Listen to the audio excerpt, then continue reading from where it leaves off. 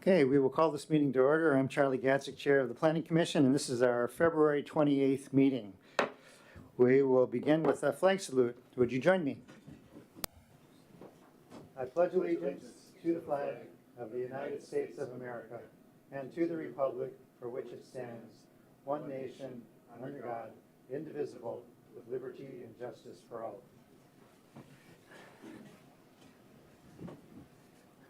Director Fitzgibbons, would you call the roll? Yes, I will.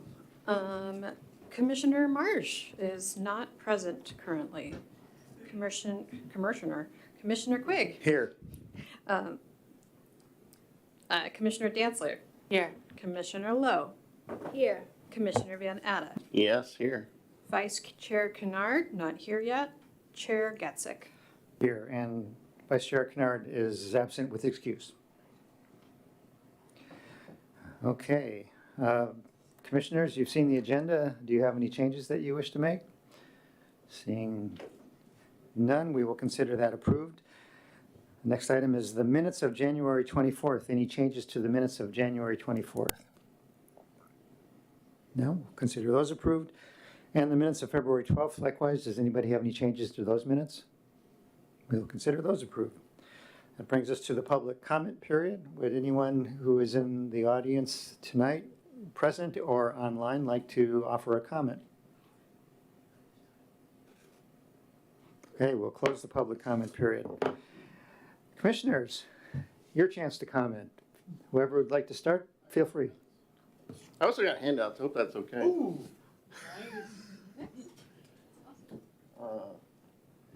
Can I talk while I'm walking? So, Charlie, you have been sending us. Wait for the microphone. Okay. Okay. Oh, pass it down. Thank you. So, you have been sending us news articles to read on, this city's doing that or whatnot with middle housing. And one of them was in Redmond, Oregon, where they built some tiny homes. And I just happened to be passing through Redmond, Oregon last week on my way to Bachelor to go skiing. So I decided, let's stop off, see what these look like. So basically what they are is they're, a rectangular home. They have a 2-car garage in the back. They have a little, porch, entryway, 2 bedrooms and a kitchen with a laundry room. Super simple. The pictures on the right are just from the developer's website. They were selling for about $375,000. 880 square feet, roughly, 2 bedrooms, 1 bath. The second page is just some pictures I took. I don't know how big that lot is, but they got 54 of these homes on the lot. And they're butted up, sort of, all the backs line up, so the garages are in the back.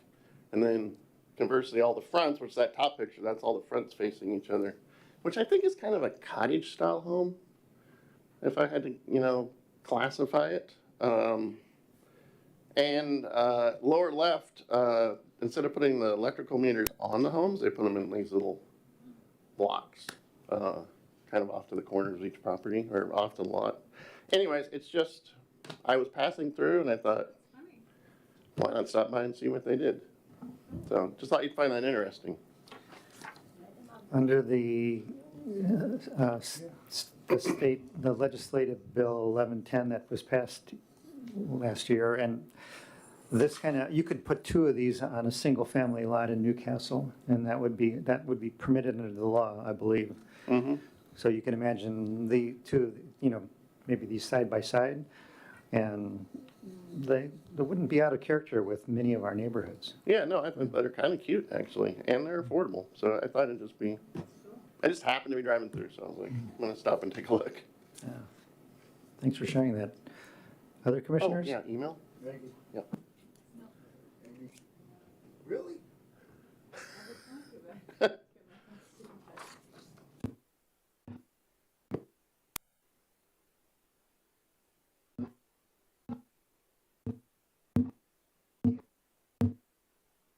Oh, there we go. Hitting the wrong button. All right. I just have a bunch of questions, and I don't know if now's the time to just propose the questions. Hi, Carol. Based on input from the folks in the audience, based on conversations I've had since our last meeting and based on the message we got from the mayor, I just have a couple questions. I'm just going to throw them out there, get them out of my head, and I'll probably reference them later in the meeting. So no need to writing this down or anything like that. Can all people already build ADUs and duplexes in the city based on the rules we have today? Can we get a map of the non-HOA neighborhoods where the state law would change the zoning? That's a common question I've heard. Is there a map? Does the downtown plan need to be changed for us to accommodate the growth we're looking at Coal Creek? Do we, did I type that? What revenue do we get from our light industrial businesses like Acorn or Collision Repair? There was a reference to light industrial. I didn't know we had light industrial in Newcastle. Are we required to change our parking and setback rules to comply with the new laws? And the mayor's had a big, long, detailed thing, but I just wrote down the questions he seemed to ask. Do we need to change the downtown plan? Have we already met our population growth requirements? He talked about the word fight. How do we fight this changes to single family? I'm just quoting the mayor's email. What is our industrial business currently? How do we ensure public safety? Can we add a public safety element? Something about connecting the streets in Newcastle. How do we address the push to connect streets? Because it sounds like he's not too excited about that.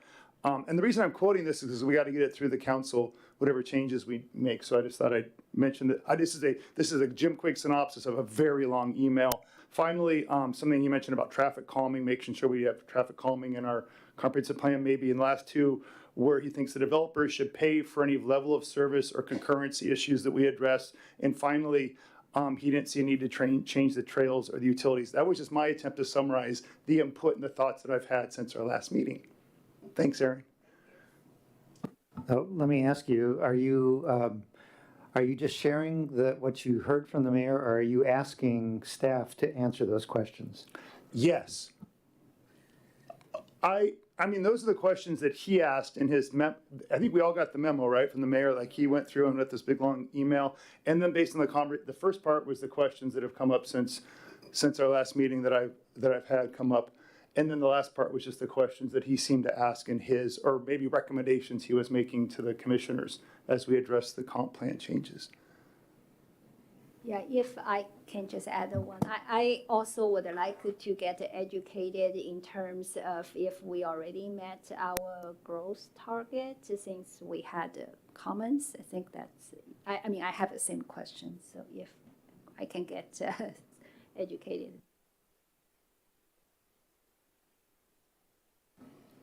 So that's an easy one. Maybe you can address when you have the director's report. Okay. Thank you, Commissioner Quigg. Any other comments from commissioners?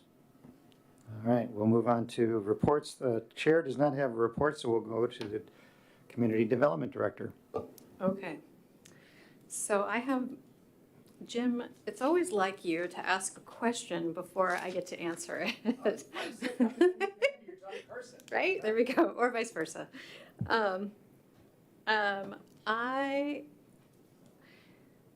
So just to kind of give you an overview of what's coming, part of this is my fault because I haven't been keeping a planning calendar for everybody, and that's something that's on my to-do list. I'd like to start. The council has a really detailed planning calendar, but I would like to do a planning calendar light where we have like an outlook for the next few months about kind of what should you be expecting to come your way. So I actually wrote some notes to talk about over the next few minutes. Some of your questions are going to be answered. I can talk to some of these, but at next month's meeting, I was going to do a more in-depth conversation on housing. And then Paul also sent this morning, he sent some questions about all the House bills and whatnot. So I'd really like to be able to give a more informed, well thought out presentation. And I will be actually giving the same one to council, or a similar one to council, in April, is the current plan. So to kind of go over what's going on in Newcastle and the state. So House Bill 1110 requires 2 units on every lot in Newcastle. So minimum 2 units. This is 1110.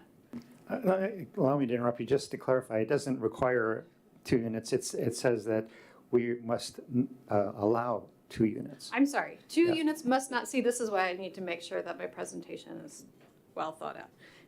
It requires we allow at least 2 units on every lot in Newcastle. However, there's currently a cleanup bill that is clarifying some of the language, but I don't think it's gonna clarify language from 1337, which is the ADU bill. You don't have to write any of this down. I'm gonna have a PowerPoint next month, and I'll give you all of my notes.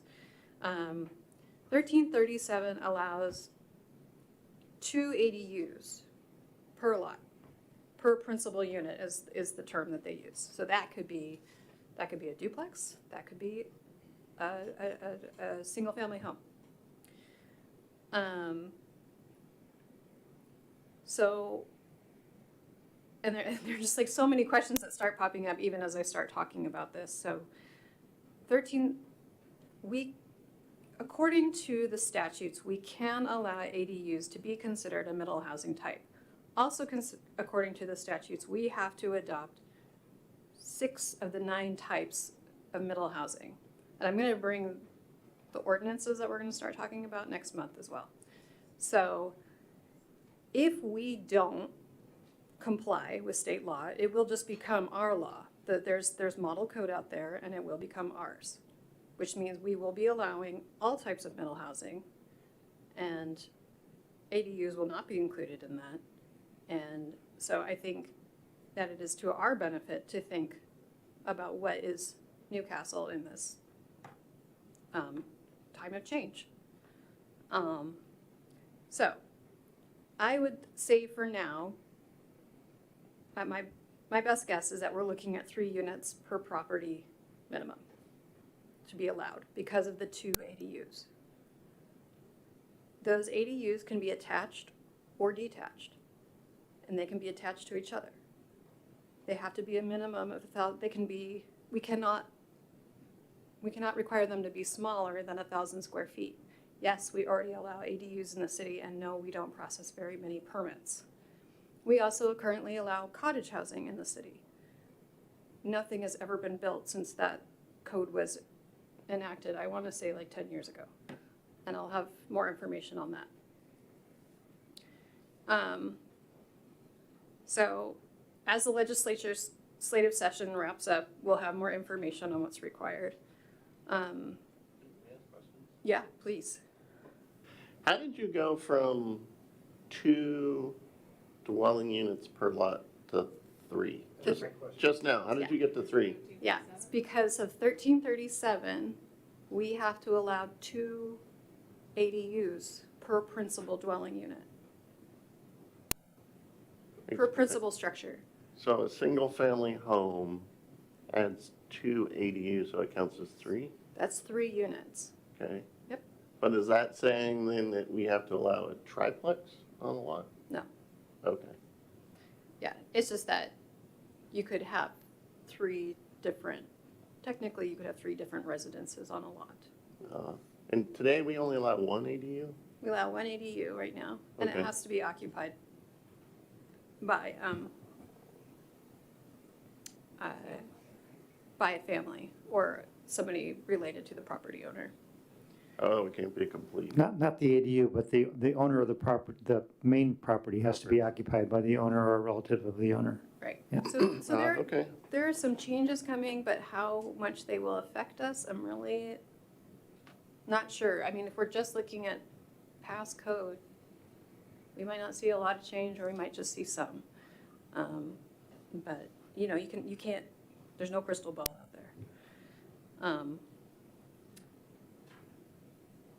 So I'm really looking forward to defining our preferred scenario, because that'll help us determine where we need to take our zoning code, which we're going to start looking at. So we have several bills to cover over the next year. We have 1110 and 1337. We have 5290, which is a Project Review Act, which requires revisions to our timelines to reviewing projects. We have 1998, which has to do with multifamily housing types. 2160 is not dead yet. That's the transit-oriented development, and it might not affect us at all, but that's one we'll need to make sure. And there are possibly others. Plus, don't forget, we have small cells. We all have to look at our critical areas because of the comp plan. We're gonna have public works standards coming forward, probably around the same time. And then we also have to incorporate what's called unit lot subdivision. And that is a way, it's pretty much 0 lot lines on a subdivision. So all that coming forward. So a little bit, oh, and then there's also in 2029, we'll be putting together our climate action plan, which is required by the state. We don't have to do that first, actually, which is rare that something on Western Washington doesn't have to, or King County doesn't have to happen first, but that will be coming in 2029. So, we'll start in March with the ordinances, and we'll start getting feedback on what to expect. And to answer some of your questions, on an HOA map, there's a division between the city and the HOAs and what we can enforce. If it came to it, I don't see why we couldn't work with the HOAs if they knew in their CCNRs that there was limits. And I know Olympus limits, I know the Vineyard limits additional units being built on the property. I've looked at some of them, but I wouldn't want the city to have to own that information. That's really between the property owner and the HOA. I think legally, that's probably the best way to consider it. But that's not to say we couldn't help make a map, because we already have the neighborhoods mapped. So all as it would be adding some information to say yes or no, based on what the HOAs bring forward. You know, I think we're asking the questions about the HOA just because, you know, when 1110 was passed, like literally the Seattle Times front page was exceptions being made for HOAs. Right. But for all the other laws that you're mentioning there, is that going to play? Do we know if the HOA exception will play into the other laws as well, the other ordinances, or are we really just talking about that for 1110? It's 1110. Okay. Yeah. And maybe also 1337. But yeah, not all those other ones. Yeah. And the other ones are more straightforward, thank goodness. Industrial businesses, I don't know about the revenue on those. I'll have to look into that.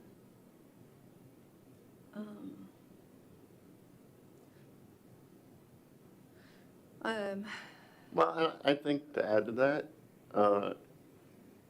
I'm interested in the revenue, like Acorn Cabinetry Mhm. or Hanson Brothers, that kind of, was that light, what was your word, light? Light industrial versus, you know, restaurants, you know, or banks, that kind of thing, because, you know, there is an economic section to the comp plan. So I'm just curious, like, you know, do we think about promoting light industrial? Does that bring in more income for the city? I don't have any idea. Yeah, that, and I'll say that at minimum, that's a bigger conversation because it's a big policy change from what has been designed in the city for the last, and I'm not saying it can't be done, it just needs to be looked at more carefully than maybe we have time for in our existing comp plan. A big rezone like that means a lot of change and additional SEPA work, and so there's a lot to it if you're going to make a change like that. Okay. But we can look at, you know, what those businesses are. Yeah, I'm just curious, I think. Population growth. So we get new growth targets every time, like every 10 years so we did meet the previous growth targets, but we still have to meet the next ones. And I think we can apply what we've already gained since the last ones. But it's not like anybody's telling us we have to meet these. We just have to plan for an additional number of homes. It's not like we can force anybody to develop. We just so happen to actually meet the growth targets last time.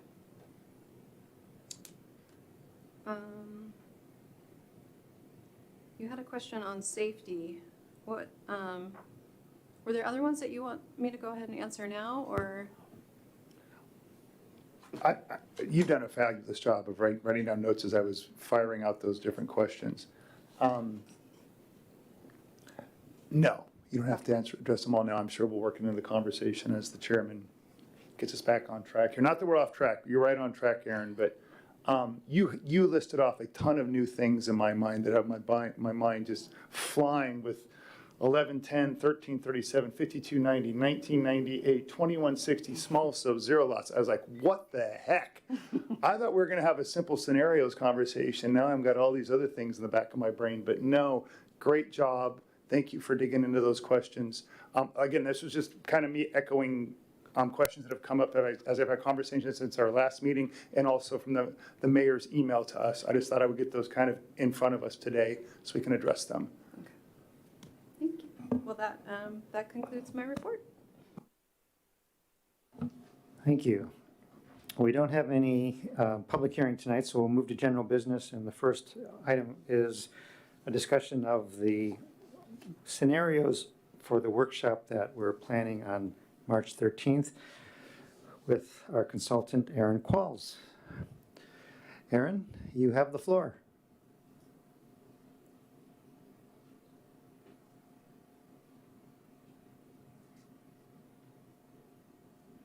He's on mute, I love it. You're on mute, I believe. That's us.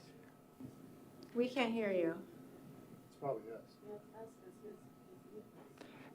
It's not showing you on mute, but we're not hearing you.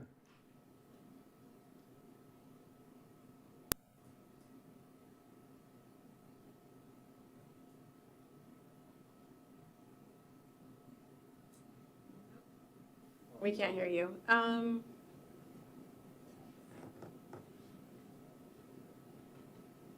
we move this meeting to the conference room? Is that what it is? Can we move the meeting to the conference room? I think that's it.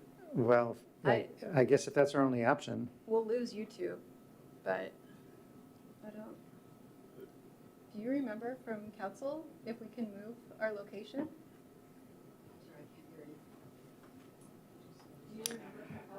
Aaron, we're exploring whether we can move to the conference room Please call his cell phone. because he's got to show us I things. can hold my cell phone next to the microphone.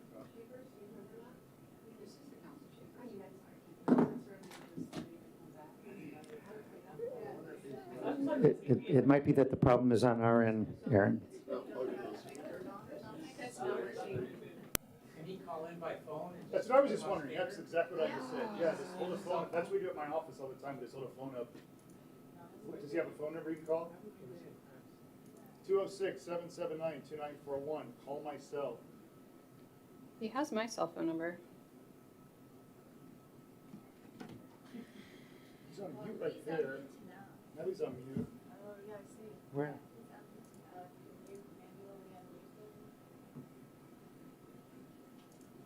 Oh, yeah. You're muted. But it wasn't on mute before, was it? No. Well, I was looking at the wrong symbol. Now it's showing you on mute. That was unmuted. Now you're off. No, it didn't change it. Yeah, but we Maybe- still oh, can't wait. hear you.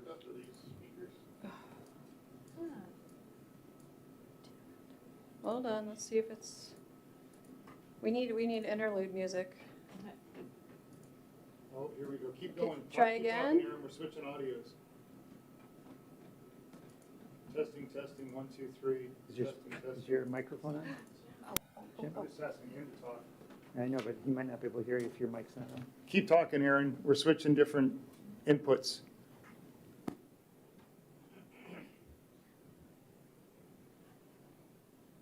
Aaron's gone from 8 jobs to 9 jobs now. Remember we had like a room full of people? Now we just have her.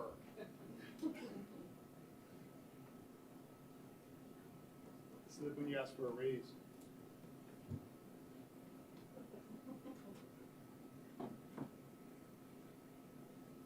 My son could figure this out. He's good at this stuff. We're still working on it, Aaron.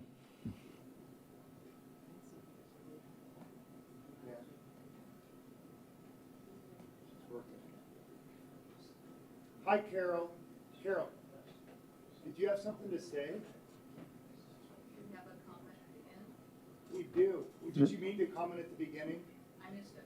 I know, which is ridiculous. We're just hanging out. What do you want to talk about in the meeting? Brush my teeth. Having you show up to a planning commission meeting is like having Kareem Abdul-Jabbar show up to a basketball game. Right? Am I right? She's a planning commissioner for like 50 years, and then a council member for 50 years. She's back there sitting so humbly. Thank you. I'm exaggerating. I'm Irish. You too.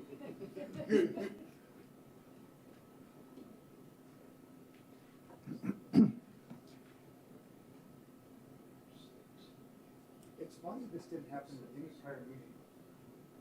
We've had like 5 There's meetings. obviously a switch somewhere, right? Hi, where is the switch for the audio? Yeah, the audio's not running. There's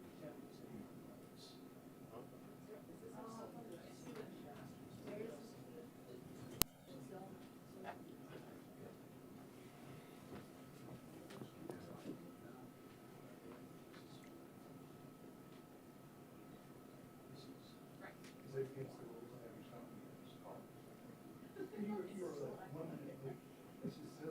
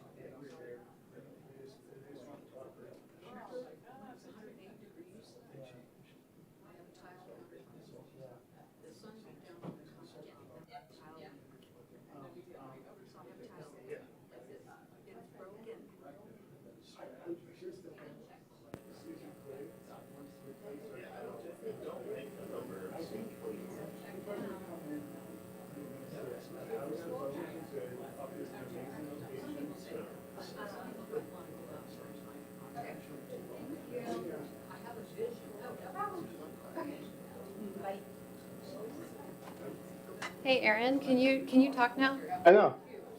Yes. Hello. Can you hear me? Hello. Yes.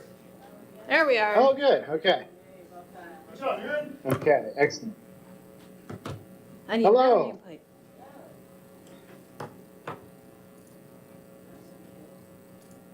That cut into your time, not ours. Okay, now you have the floor. Okay. Thank you. So I didn't hear anything in the meeting up until you have the floor. So, as I was just admitted right after that, but that's fine. I think I know what I'm supposed to talk about here. Are we? So community profile. That's the first thing on the agenda, correct? Is that currently what I have the floor for? Just for clarity. You're on the scenarios workshop to talk about the details of the scenarios workshop with the commission. Okay, very good. We've started working on what these, so what we're envisioning is more of a kind of open house forum, because that worked very well last time. And we had a meeting with Charlie and Aaron, and we thought that might work well, where it's more individualized and not a set time where you have to show up and stay for, commit to a couple of hours, go into small groups. Whereas an open house is more, a block of time where folks can come and go as they please. And so we've been working on coming up with an outline of boards and and the mechanics of getting input. And we've started working on what the different scenarios would look like and how to display them. But then, of course, opening conversation for things we've missed, things, alternative scenarios, and things, ways to improve existing scenarios and, barriers that are real or perceived to reaching them. If I could just share my screen, I'll show you.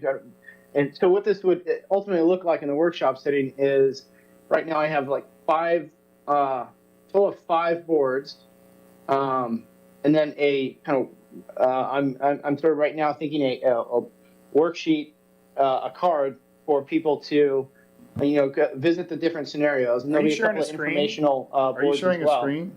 Is he sharing a screen? No, I was just about to, but here, let me go ahead and do that. Okay.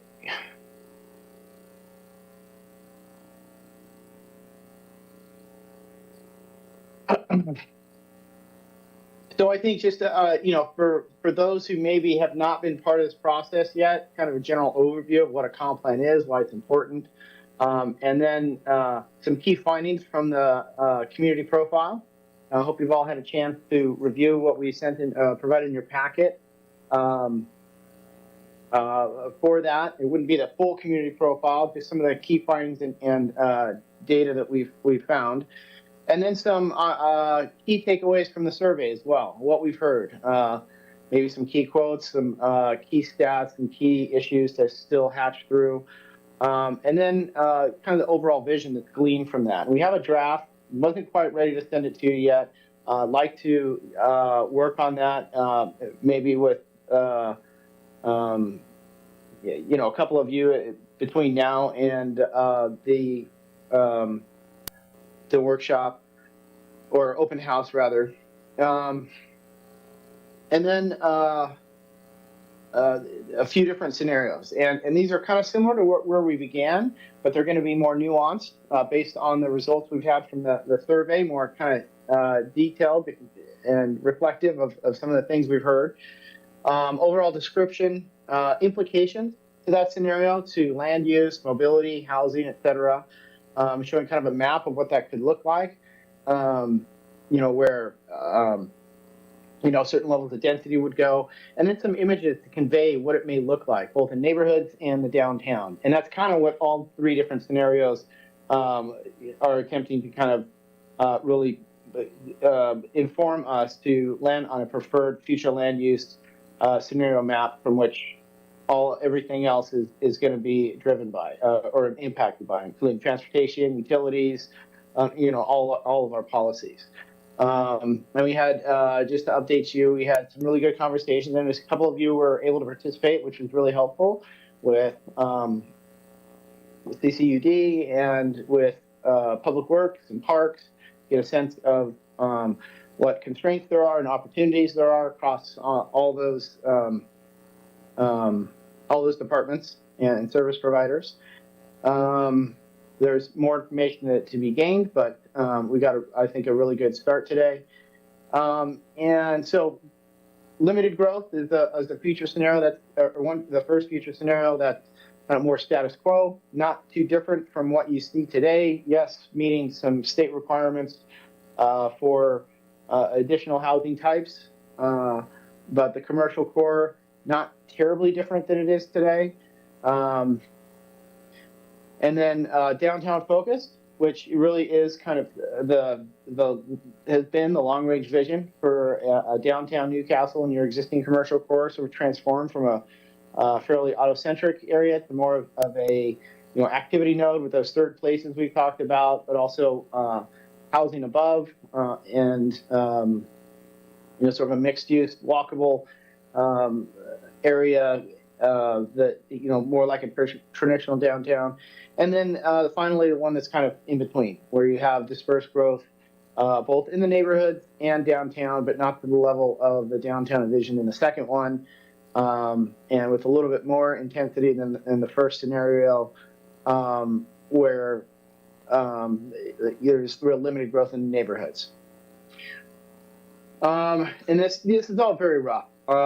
This is just kind of an idea of kind of some of the things that we may have on a worksheet card that people can take around and fill out.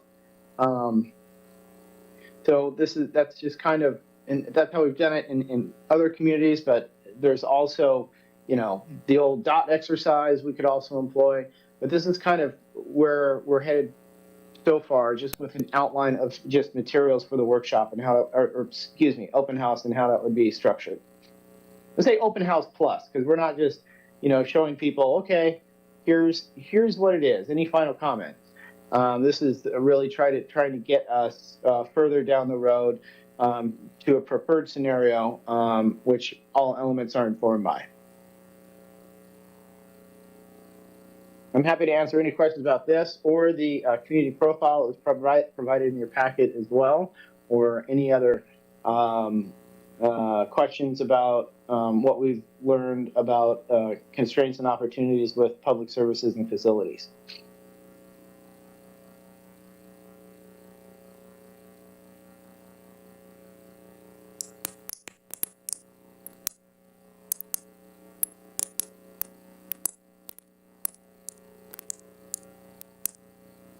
Can you hear Commissioner Dantzler? Oh, no, I didn't hear anything. Sorry.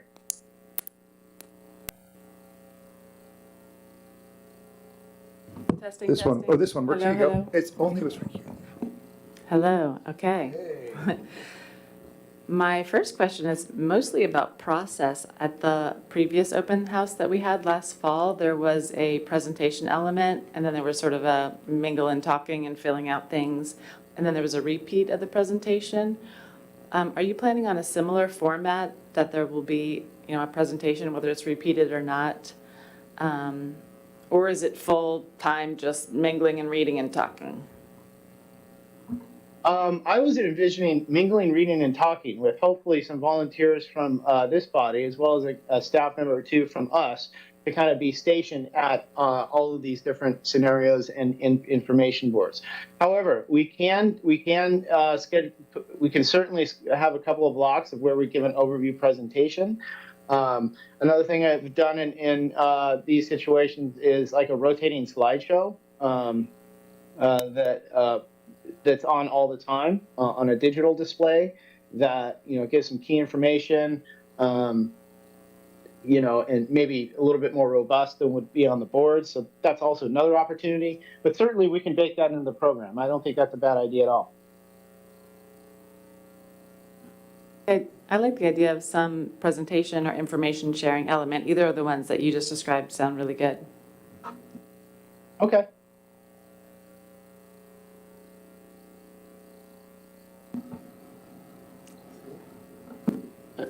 I got maybe more of a question on scenario one. Can I ask more detailed? And it's based on the English, the draft that was sent out. And you can hear me, right? It's really loud. Yes, I can. Well, so in scenario Yeah. one with the limited growth, it's about leaving the downtown strip malls in place, I believe, right? Well, with some improvements, but yeah, it is more in the status quo. Yeah, and then I guess my question is we have the Community Business Center Master Plan, which, on the books. I think that took like a year to develop. I wasn't involved in it, but it was a lot of work, and it talks about, the promotion of a mixed-use development to, provide a convenient living environment. And then on top of that, there was the downtown, strategic plan, which has similar ideals. So, and, I know we talked maybe like about a year ago, when we're doing the comp plan update, we're not looking at those other two documents. So to me, they're kind of on the books, and that's the future. That somehow we get to what's in those two documents, that, we get to that downtown plan.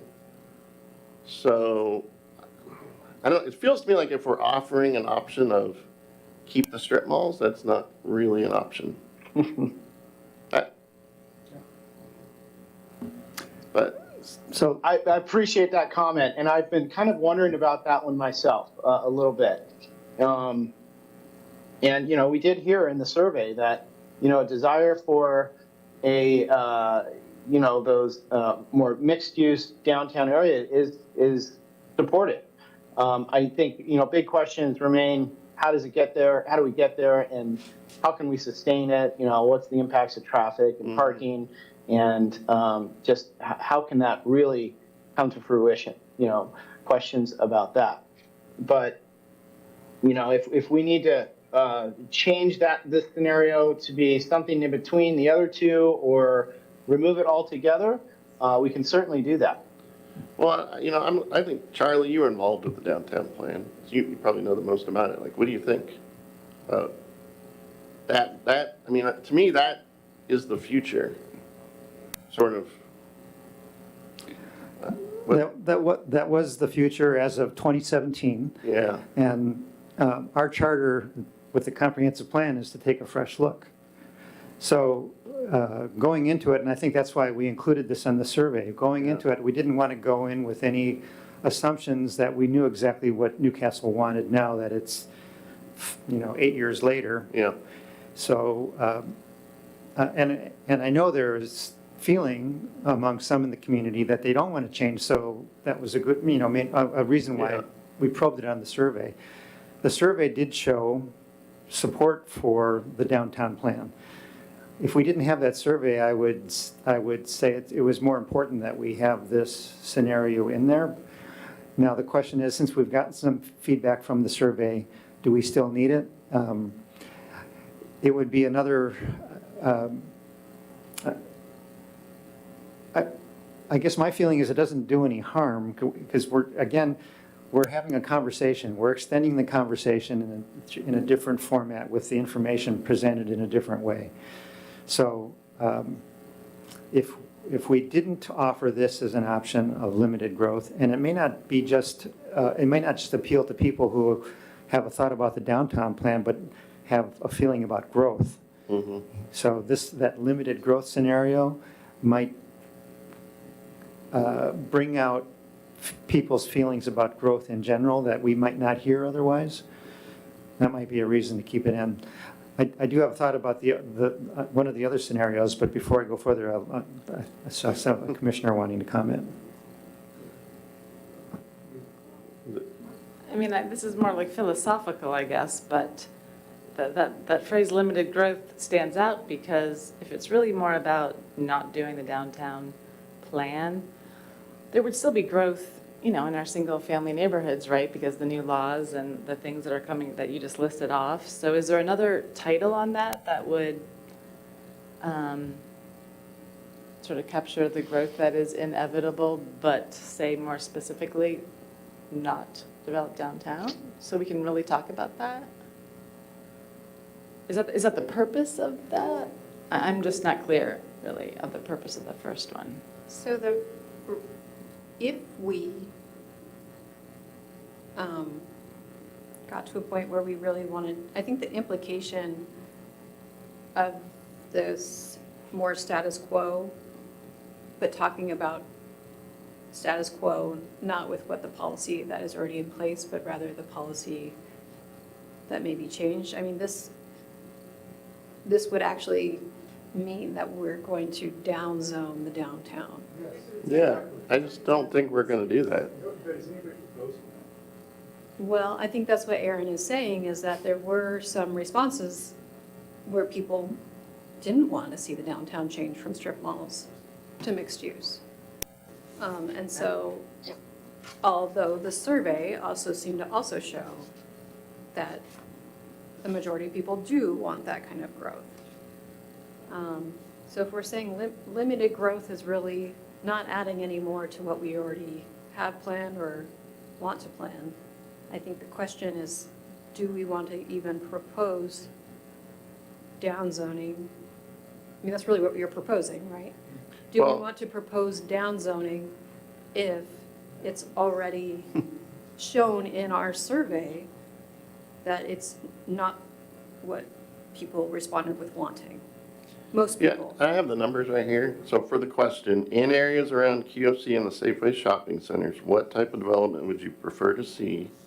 57.1% said mixed-use buildings, residential above-ground floor businesses. 21.2% said I would prefer to see little to no change.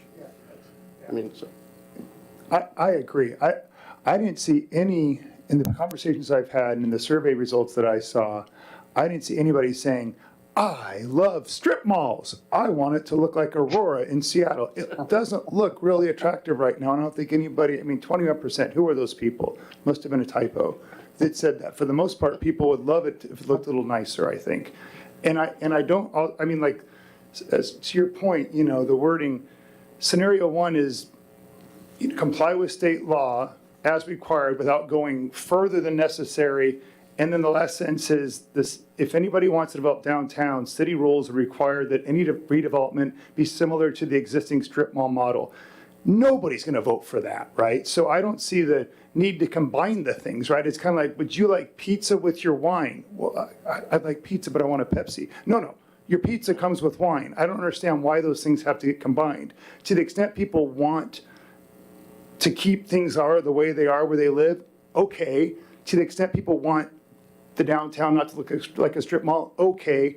I don't think we have to necessarily combine those in this scenario, Aaron. And I don't know if that's what I don't know if that's what Amy and Paul were saying, but I'd never heard the word downzoning before just now. To the extent that there's any scenario that calls for downzoning and requiring that we stay strip mall Newcastle, I don't know if there's a lot of support for that. I think there's a lot of people saying, 75% saying they're not excited about a lot of multifamily units in their neighborhoods, but I think we have to adjust the scenarios maybe to allow for people to have more of a buffet style and select what they want in the residential versus the downtown area. I mean, we have Carol and Charlie here who both were part of that downtown plan. I think there was a lot of effort put into it, and I've looked at it. It looks pretty smart to me, and I know it was it was 6, 7, 8, whatever years ago. Yeah. But I don't know if there's a lot of call in the survey to change that part of it. Well, you know, the other thing in the survey was, which of the following statements best describes your opinion of where more variety housing types should be planned for? 56.8% wanted them next to Coal Creek or in the central business district. So, yeah. A question I have about scenario, that limited growth scenario, is whether or not with that scenario we could accommodate the growth that we are expected to plan for. And I don't know if I don't know that we've taken a look at that, but it seems like it would be a real stretch to accommodate 1,500 more residents with duplexes and cottage homes and ADUs in single-family neighborhoods, or additional apartments in places that are already zoned for multifamily, because they're already got multifamily on it. Well, other than redeveloping, you mean without redeveloping the strip malls? You'd have to redevelop them into housing. Yeah. Yeah. I think according to this is something we talked about previously, but I think with our buildable lands report, I think it does show that we can accommodate under existing zoning. And that's not with duplexes and whatnot. So, but we can check on that. Existing that's zoning. correct, Aaron. I'm sorry, Aaron, let me just ask a clarification of what Ms. Fitzgibbons just said, and that is, we could accommodate that growth without any additional zoning, but doesn't that assume that the downtown is zoned for multifamily and mixed use? So if you took that out of the question and you only could put the new growth in places where there's multifamily already, or where there is single-family homes, could we accommodate the growth? Correct. Probably not, I'm thinking. Yeah, Aaron Qualls, did you have some thoughts on that? Yes, no, they're both really good points. Yes, the capacity in 2020, 2021 showed that you have, over 3,000 capacity for over 3,000 units. But that zoning is, as you said, considers downtown, the central business district, as much more intense than it is today, with a lot more housing than there is in it today. Because it's based on zoning districts and what's possible, and also what's buildable, what's undeveloped, et cetera. So yes, if you downzoned, that capacity number would change, and we would have to look at that in context of your housing target. I'm not hearing that that's the direction we're necessarily going. But that's, but yes. But, you know, I think, I still don't think the question is so much a capacity one, is more of a community preference one, with regards to these different scenarios. Can I suggest an idea? And feel free to, you know, one thought that I had earlier was, you know, maybe the first situation, or the first is limited growth is status quo as we currently have it planned, right? And then plus state mandates. The second growth scenario would be, and it still follows along with what Aaron is saying, but I don't know if it would be like intensifying the downtown.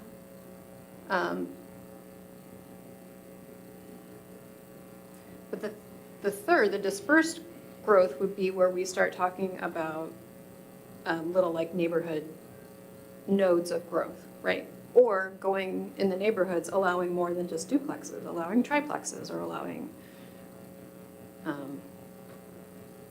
you know, just additional housing types in the growth. And I think the one that I'm struggling with is the kind of, what does the in-between look like between status quo and neighborhoods?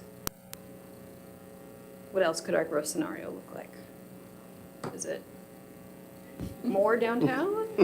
Well, I'm just thinking the status quo basically is no growth, right? That's just, I also don't think it reflects the reality because there is some growth.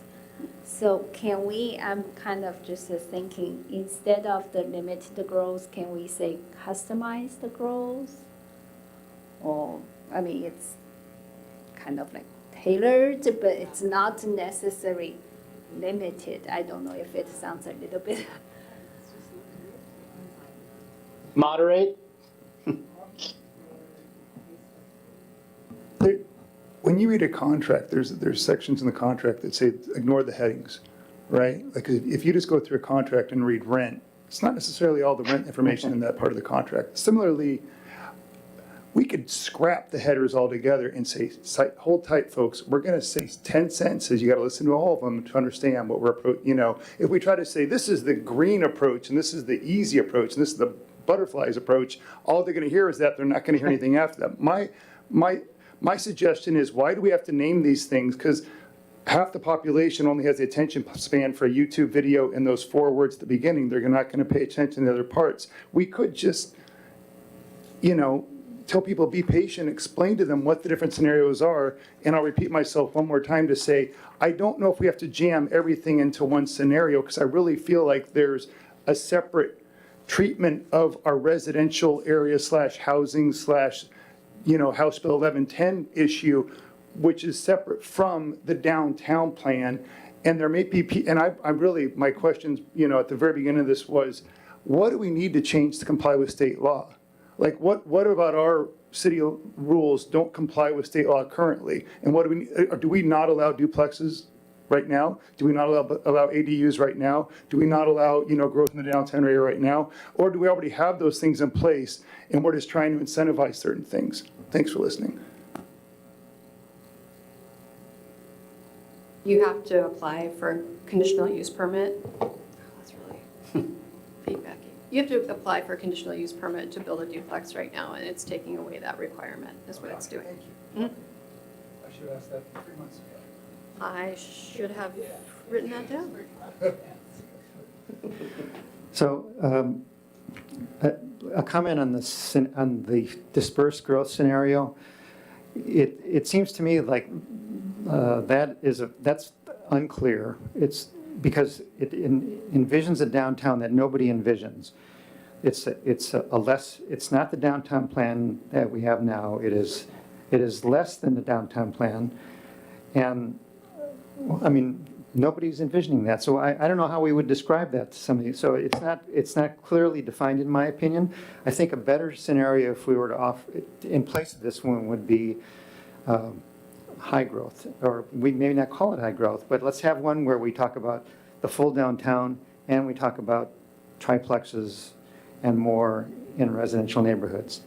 So that's one thing. If we're going to have separate scenarios, I would have one that is more different than this one is. Now, then let's talk about having 3 scenarios. We know from the survey results, we already know an answer to this question, right? We could say the survey has answered this question. They only want the downtown focus scenario. So why even have a workshop? The reason to have a workshop is to ask the same question again in a different format where we can have a conversation. So there's some value, I think, to offering the 3 levels of growth and including the one that is the status quo, even though we think the survey has eliminated that.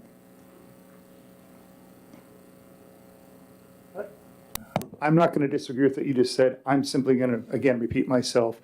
If you say, do you want pizza and, do you want pizza and prune juice? Well, I'd like some pizza, but I don't want some prune juice. Okay, because your options are they're going to come together. What the scenarios are right now is, do you want to comply with the state law with regards to residential districts in a minimal way, not adding triplexes, not adding quadplexes, not changing other rules to incentivize more density, but that'll also require strip malls.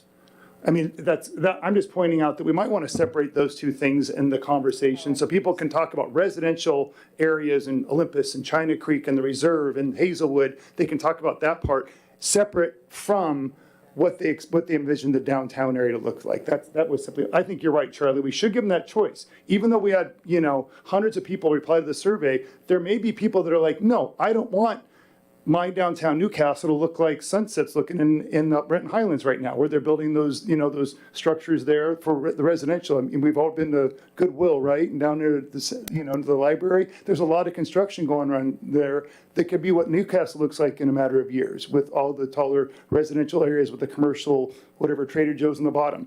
There may be people that want that. There may be people, 21% according to the survey, they're like, no, I like the downtown Newcastle strip mall area. I'm simply saying we should separate out the downtown conversation from the residential conversation. Aaron, is that, I think my question for you would be, have you approached that? Have you approached other jurisdictions the same way? Not to say we are every other jurisdiction. No. To be honest, we approach every jurisdiction in a different way. It really depends on the issues and opportunities for that jurisdiction. It's not a template that we just, repurpose. There's sometimes we, if it makes sense to do, we will, but no, it's all customized to what is the preferences, desires, hopes, and dreams of the of the community. So I think we can certainly do that. So then it would be more like. But, I would say I think it'd be good to not have too many options so that we can have a couple to draw from, to create, we have to land somewhere. And we just want to be able to do that through this process. I think that Oh, go ahead. if the scenarios were closer to the profile that, I'm not sure if somebody held it up here, that we started with, we didn't start with it tonight, but we circulated 3 different scenarios. There was an introduction, and then there were 3 scenarios that differed. The difference between the first and the second scenario, that's, yeah, Paul's holding up that sheet. So the difference, the first and the second scenario both had the same housing element. The only difference was the downtown. So that's, one was status quo downtown, one was the downtown plan. So right there, we're giving a person a chance, if they don't want Pepsi, they can have wine, right? And then with the third one, they're getting downtown and they're getting the housing, but they're getting even more housing. So it seems like there is a graduated scale there that does allow people to make choices. I got to disagree. I really don't, we could use breakout sessions as a way of addressing this issue. This first one says strip malls leave it the way it is in the residentials, except the minimal requirement we have to required to comply with state law. Scenario 2 is cottages plus growth in the downtown area. And scenario 3 is we're going to go with triplexes, fourplexes in the residential, plus we're going to go with the additional growth. And I'm simply saying, why do we need to combine them? I know I've said this 3 times, but you're right, Charlie. There is a little variety between the different scenarios. I just don't see the need to combine them. Paul, go ahead. Well, I guess what I'm trying to get at, House Bill 1110 is all about residential zones. So I really just want to know what people want there. To me, the downtown plan, it's set. Maybe in 20 years it'll happen, who knows? Kind of out of our control, but there's a plan for it. I just want to know what happens in residential. Is it just duplexes and ADUs? Do people like cottages? That's where I want to get to. I think I'm agreeing with that because another thing that comes to mind is that if we're already zoned, for the mixed use downtown to match the downtown plan, there's really nothing actionable for us to do. It's already sort of ready, and we're, as other people have pointed out, it's really anyone's guess of when or if that will happen. So there's not much to talk about because we're not ready to take action on, what did you call it, zoning? Or am I down zoning? I don't think anyone's suggesting down zoning. Am I missing something? Is there another action that we're like, oh, if someone says this at this workshop, we might do blank about downtown? I don't think there is. I think there was before this, we had the survey, but before we hit, no, I'd say we were uncertain about whether or not there was still sentiment in the city of Newcastle to support the downtown plan. The survey seems to have answered that question, for me anyway.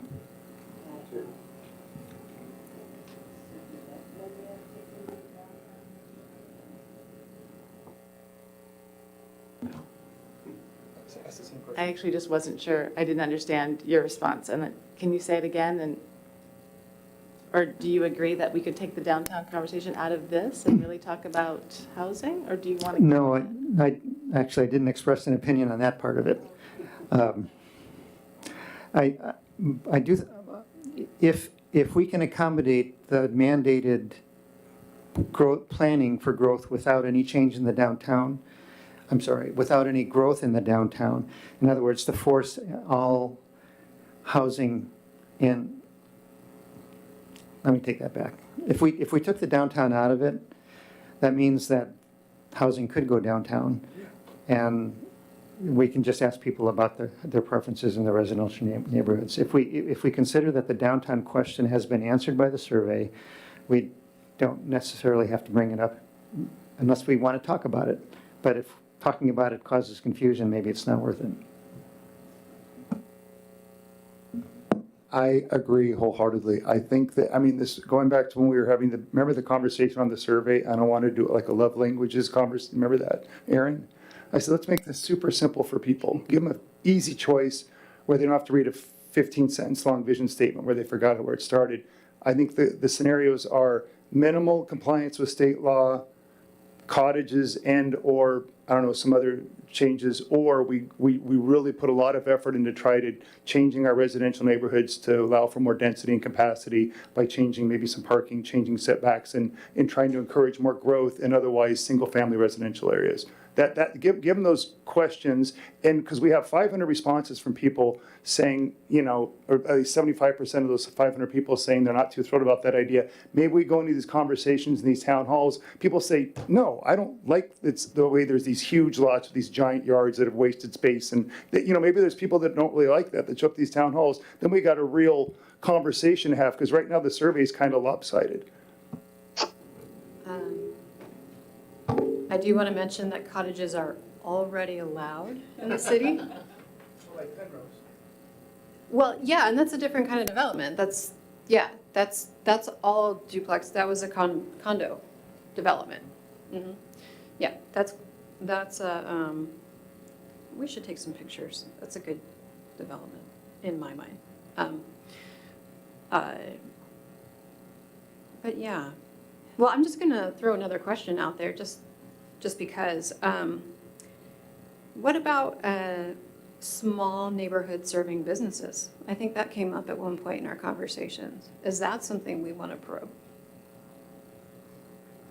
Like, there's the jeweler over by the Shell station. There's a debate going on in Seattle right now about whether to allow third place type businesses in single-family neighborhoods. So not jewelers, but coffee shops, coffee wine bars. I grew up in Wisconsin where I was told when I lived there that there are more bars per capita than any other state. And in my little town, there were 3 within a block of my house. And it was a nice neighborhood. It was not a fritzy neighborhood. It was, basically a blue collar neighborhood. But that was accepted and fine. Well, in Seattle is talking about the contribution that third places can make to community within a neighborhood by giving a place just down the street where you can walk and run into your neighbors. It's not something we've talked at all about for Newcastle, and we haven't heard anybody express that. But I just thought I'd mention that because you talked about the jeweler.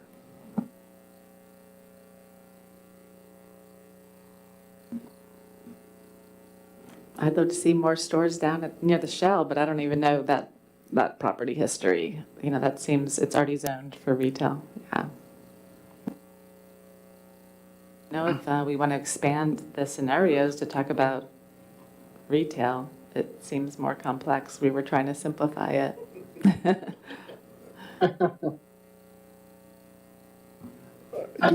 If I may, the dispersed growth in our minds, we're thinking, some neighborhood nodes, maybe not as many as could be potentially considered, but that was also part of the dispersed growth scenario that we were kind of considering. I love the discussion about third places, and we did hear about that in the survey. We heard it mentioned specifically. And it's something that has kind of been lost through the last, 70 years of zoning laws that was once pretty common within neighborhoods. I'm not necessarily for Newcastle, but broadly.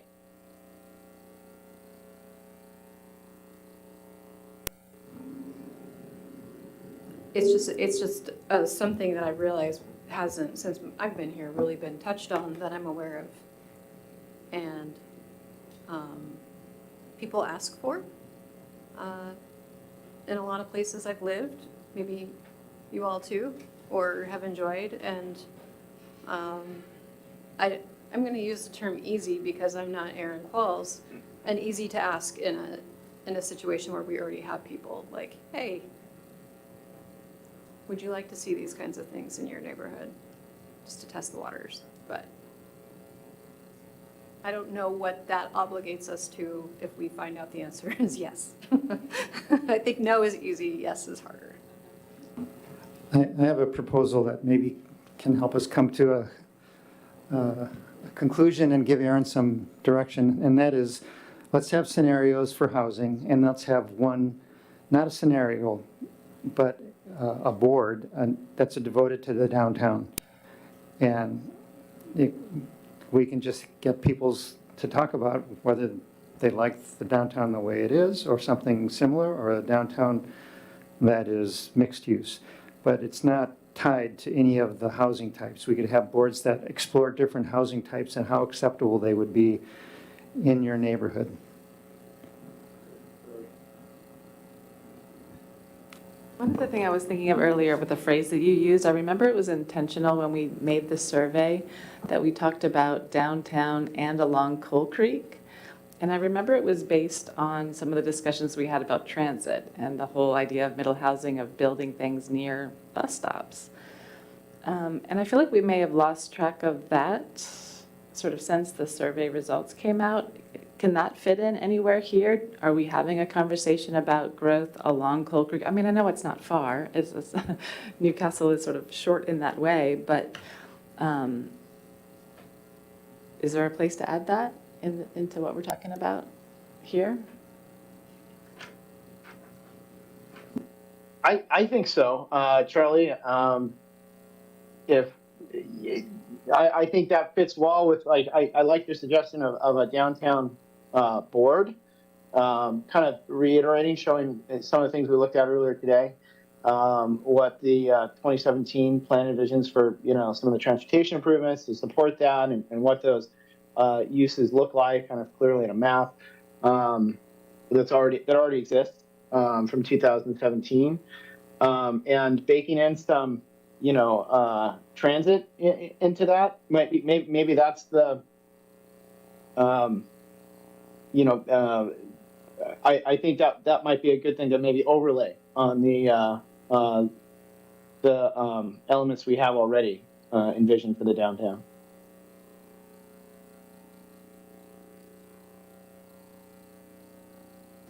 Amy, did Aaron answer your question about, did you get the answer you were hoping Yeah, for? that sounds good to me. Yeah, thank you. That sounds like a great idea.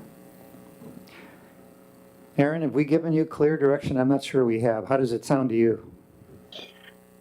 It's coming into focus. So we the scenarios for housing, status quo, limited, just what the state would require, no more. Introduce some maybe additional housing types, maybe more along the edges of the existing single-family neighborhoods. In addition to, of course, the allowance of 2 units per lot, and then a third scenario could be integrate some mixed-use nodes where those additional density may be, to create those kind of neighborhood-centric third places. Those are 3 scenarios that I'm just kind of coming up with based on our conversation.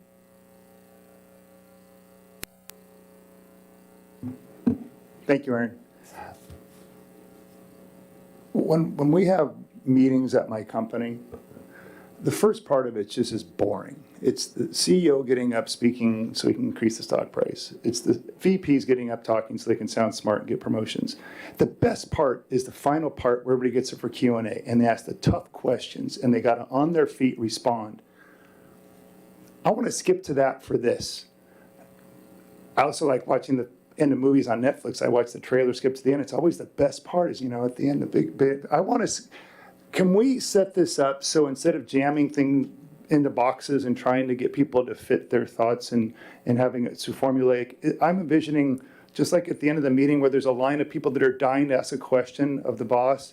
Can we have people come up and just share their thoughts? Within the framework of the conversation, they can't come up and talk about, the taste of the food at Tapatio. Talk about something that affects this, but ask what's on your mind. I see a line of our residents and neighbors saying what's on their mind.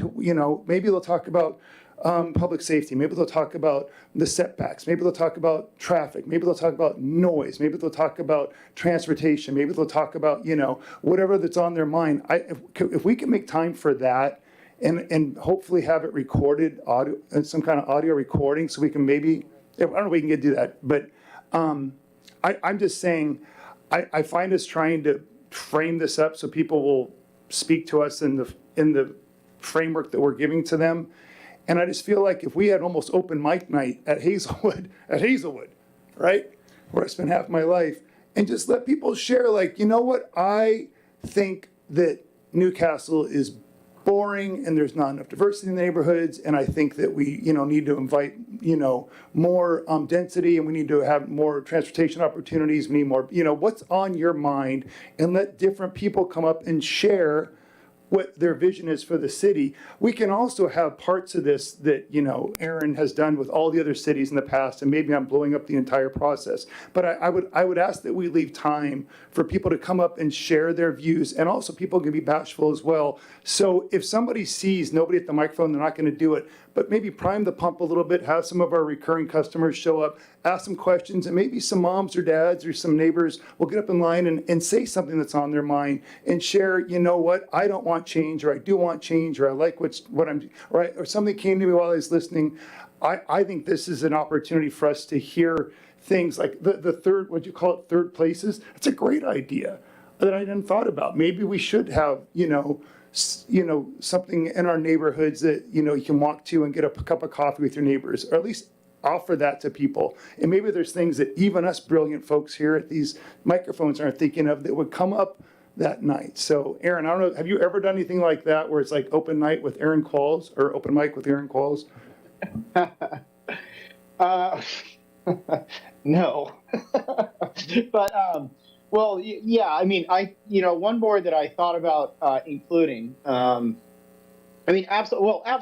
like open conversation, I think is really helpful. And that's baked into any in-person engagement activity we do.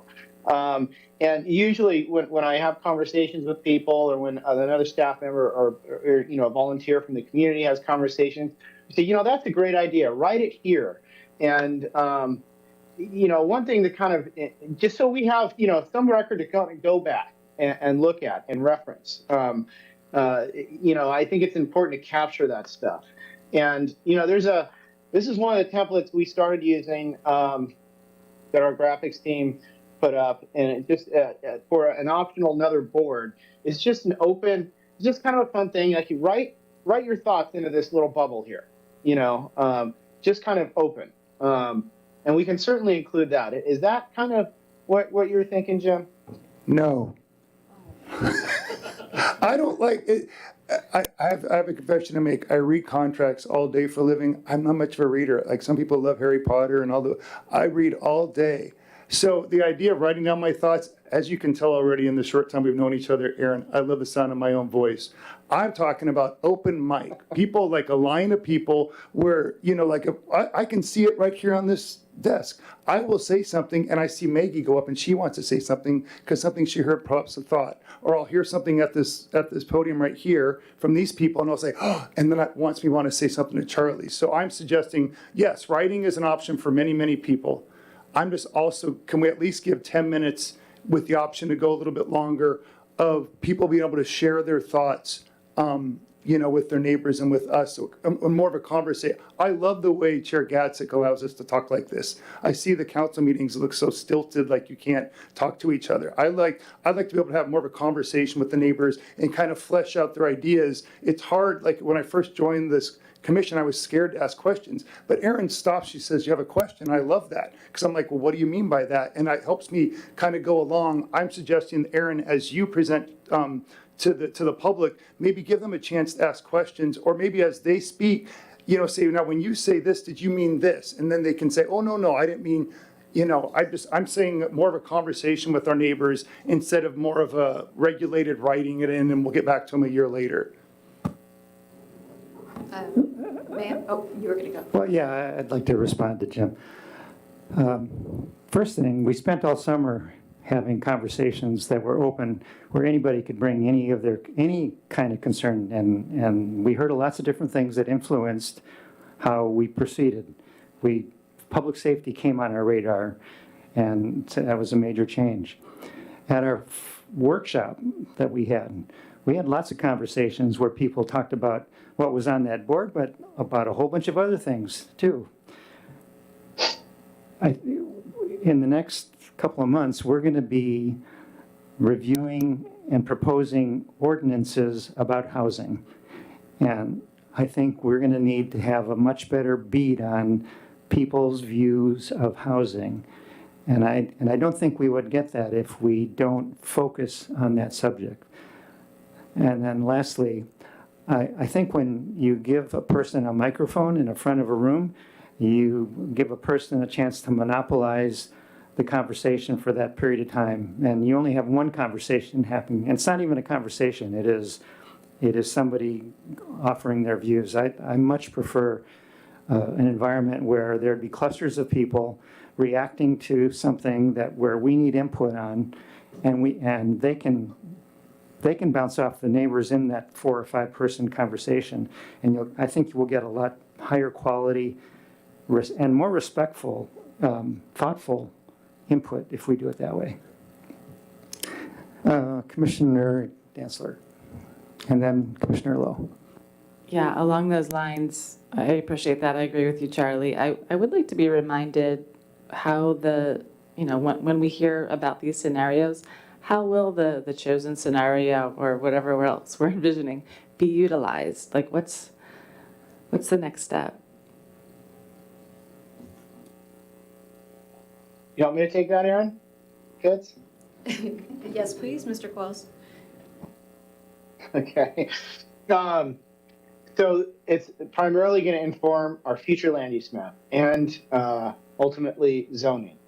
And those, and the future land use map is what determines transportation impacts, where additional parks and trails may be needed, where additional utility systems may be envisioned, or upgrades to sewer lines, water lines, pump stations, etc. So it's really that future land use that drives, really everything else, public safety, all of it. So that's where we're going to land, and that is one of your required elements, one of the most important elements of a comp plan is that future land use map. And sometimes it's mirrored with zoning, sometimes it informs zoning. In Washington, it has to be consistent. So sometimes there's some flexibility, but that's where we're shooting. That's where we're shooting for. That's our goal. I have some questions and clarification. I thought we already did a lot of listening, get the feedback and the survey results.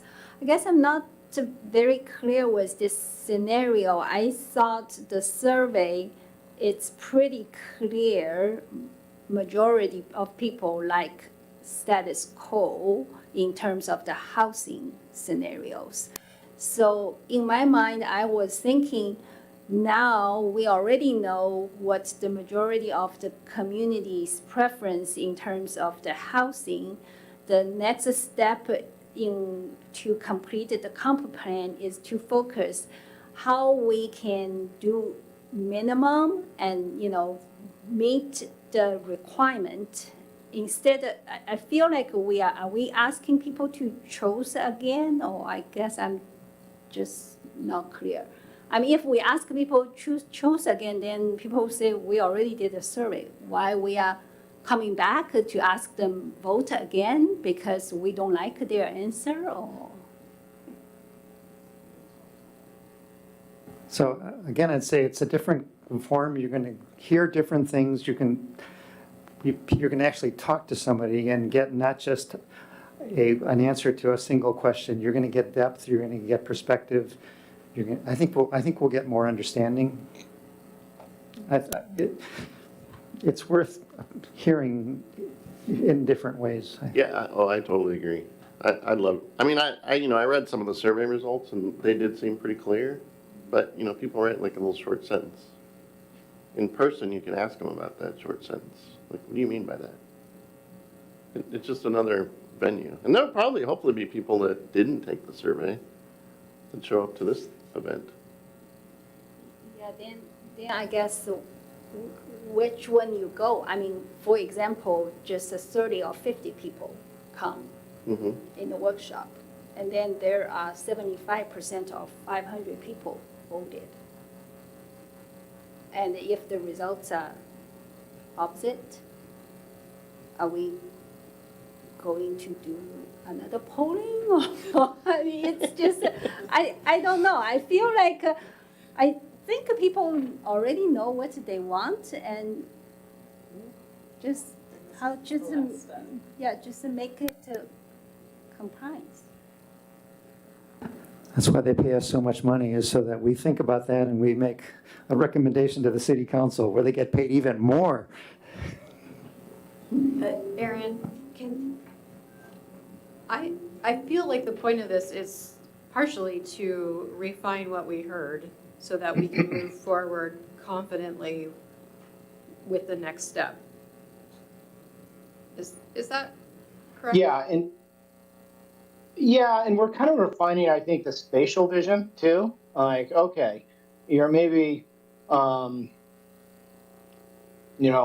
we heard this, and this is what it could look like based on what we heard. Others said this, and this is what this could look like in these areas specifically. So there is kind of a spatial element to this, through the maps and the images that we'll be providing, and then corresponding implications and impacts, frankly, to things like transportation and walkability or the preferences we heard, third places, for example. How will we define those impacts for those at the session? It might just be kind of descriptive.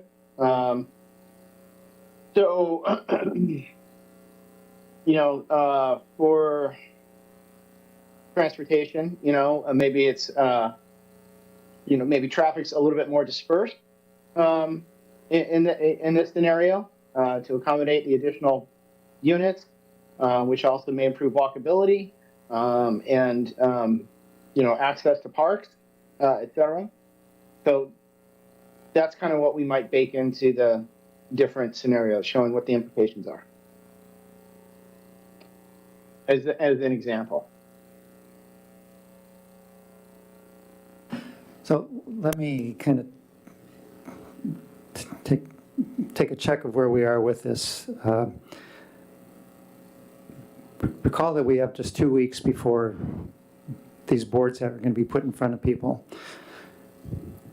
We need to have a process for coming up with new boards and approving them. So I want to talk about that for a minute, but I also want to find out if you think we're rushing this now. Now that we see what, we have better understanding of what might present at this workshop. Do you think that we need to take more time before we hold the workshop? That's a question. If we're going to move ahead with the 13th, then we could do one of two things. We could appoint a subcommittee to work with Aaron, and that would expedite the turnaround in the reviews just because there'd be fewer people involved in giving their input. Or we could have all of us respond, kind of like we did with the survey. We'd have some very tight dates for turning things around where Aaron sends us something, we comment, or you would comment to me, and I would consolidate those comments for Aaron, send them back to him, copying you, and go through a process like that in order to get something produced by the 13th. And I think we would have, if I'm not mistaken, I think we'd have to finish our input in a little more than a week from now. Is it? I can't remember the date that we discussed, Aaron.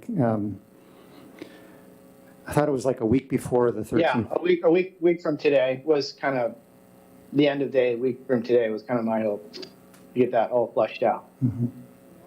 That would give us enough time to, incorporate all the design and everything and get them ready. What do you think, commissioners?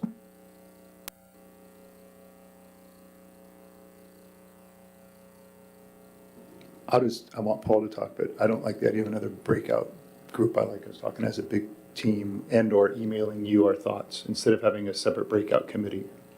Instead of having a separate subcommittee, I liked your second idea better, where we send you our thoughts to try to expedite things instead of having a subcommittee.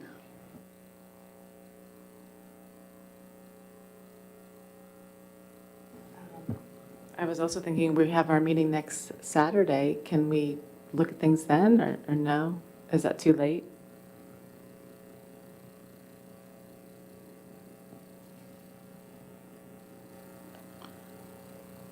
Is that Saturday the 2nd?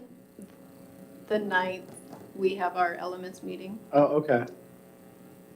Okay.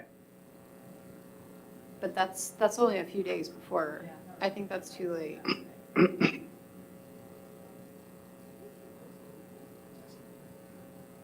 Yeah, if there's substantial changes, it might be hard to get them all incorporated and, all, buttoned up, looking good. Oh, I have another question, Aaron and Aaron. So you said that we currently don't comply with House Bill 1110 because there's a conditional use permit process that needs to go away. Among other. What, You agree take away the on- asterisks, what are the other things we need to adjust? That's, I think there's more than I want to. At its very most basic level, yes. It's the conditional use permit. We have to make it kind of the same process as just going after any other single-family housing permit. If that's it, then there's no conversation to have. If Maggie's point is that, look, 75% of people said, I'm not excited about making a lot of changes. A lot of people are like, leave my neighborhood the same. There's that. I feel, could we do it visually? I mean, because I'm just wondering, setbacks, right? Setbacks are a big thing. I mean, that's one of the reasons we moved to Newcastle. We looked at the Issaquah Highlands. Everything was kind of, everything was really close, right? It was my first meeting. I said, I love Newcastle. It's Newcastle-y. I mean, Susie and I wanted a cul-de-sac place where the kids could learn to ride bikes, and, we just liked it. There's also, where the houses are a lot closer to each other. There's also parking considerations, right? Because I read through House Bill 1110 and I read through some of the stuff around it. There's also parking. You can kind of hit the brakes on, or, parking requirements if you want to encourage more density. So I'm just wondering, aside from the conditional use permit process, is there other levers that can adjust? You could almost represent visually, right? Like you could literally take a picture of a single family house with big open yards with, cars in the garage. You could take a picture of, units with not such big setbacks, maybe not so much parking. I'm just saying, is there a way to make it real, easier for people to help understand the choices? Like Charlie, you made a good point, right? We should focus on what we need to focus on and not go backwards and not invite a million different conversations. I was kind of riffing there and I went off. But how can we make this simple for Aaron to help people choose or make the choices that are actually available within the possibilities? That makes sense at all? I don't know. Aaron, I can answer, but I almost think because you're the one who needs the information, you might want to. Yes, absolutely. We've already assembled images and, try to incorporate them into these, draft scenario boards. Didn't want to show them to you because they need work. But yeah, we've assembled images of, an ADU, a duplex, a triplex, fourplex, townhouses, sixplex, kind of like we did for the survey, but also showing some neighborhood commercial, what that could look like, the corner store, and, baking those into, collages into these different scenarios. How are these scenarios developed? That's certainly, I think, again, the spatial vision and the more refined imagery of what it could potentially look and feel and how it can function is, for the different scenarios is really it was, in my mind, the next step to drill down what and take from that and land somewhere.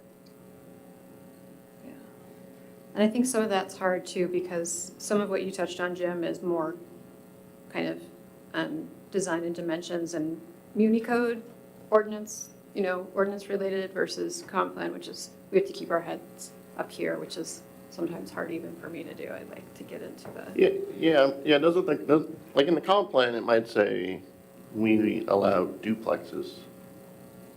It's not gonna say setbacks or heights, right? It's just gonna say we allow duplexes in residential. And then next year, guess what you get to do? You get to figure out what the rules for that duplex are. It's a 10-foot setback, two-story, whatever. Am I right there? You're correct. Except it's not going to start next year, it's going to start next month. Yeah, it's going to start this year. Oh, it will start this year? We'll start this year just to make sure we're ahead of, Well, hold on there. I thought we had to have the comp plan done, and then you can start changing the rules. we're not going to change the rules yet, but we're going to start looking at them. together. Oh, do we have time for that? No. But we're gonna do it. Okay, commissioners and Aaron, do you think that we have, Aaron, do you have a direction that you can work with? Yes, I think so. Okay, when do you think you might send us the first thing for us to look at?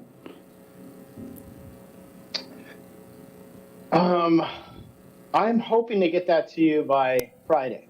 And I think we can do that.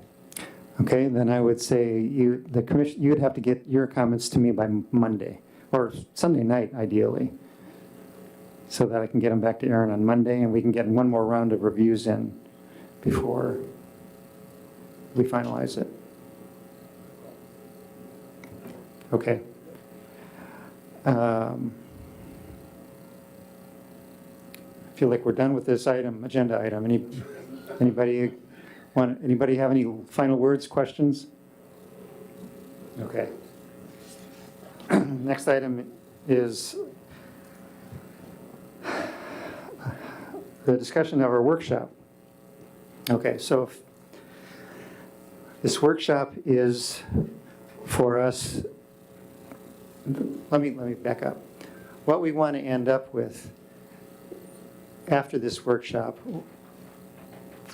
is for as many elements as we can get through to send written feedback to Aaron that he can that he can work into a draft of the next plan.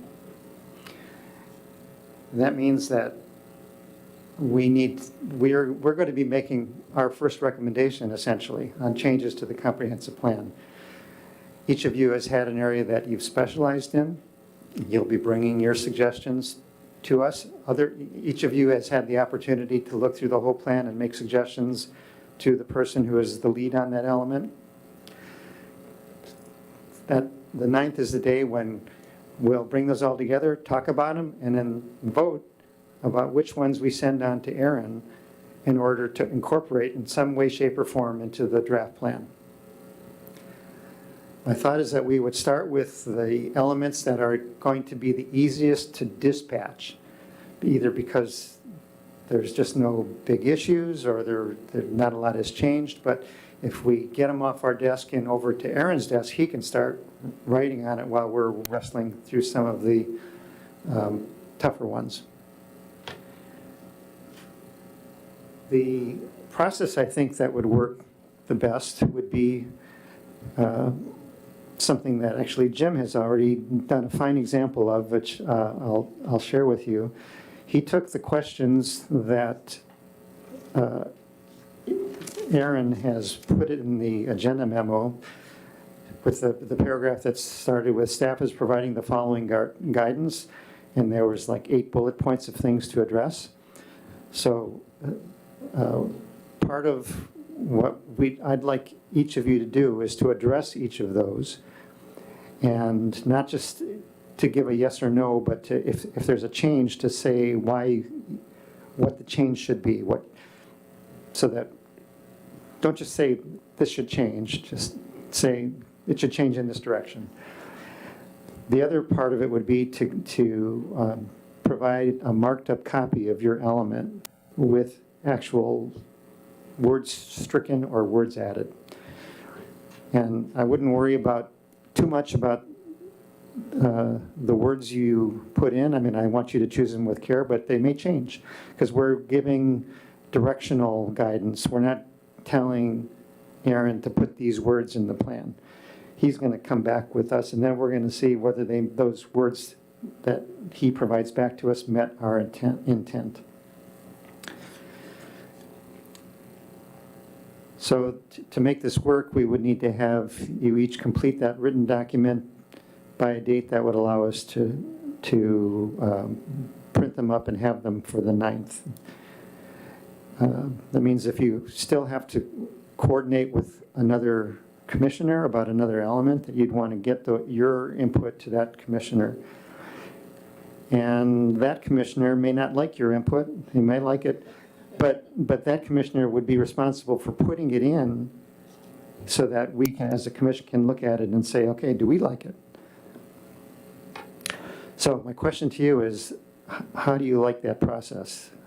Do you think that process will work? Do you have any ideas on how to make it better?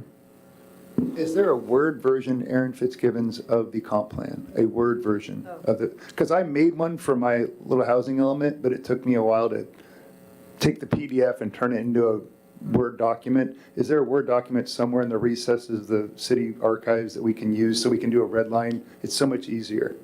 Yeah, I thought I had posted it in our, but I will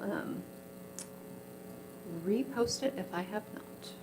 So Charlie, to answer your question, a Word version of the comp plan, you go in, you select, save changes, and it just you type on top of it, and it shows where you're adding or deleting language. That's the way I did it for myself.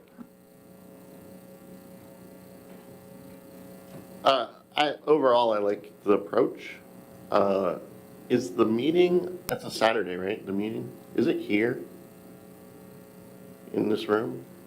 Can we do it like around a conference room table or something?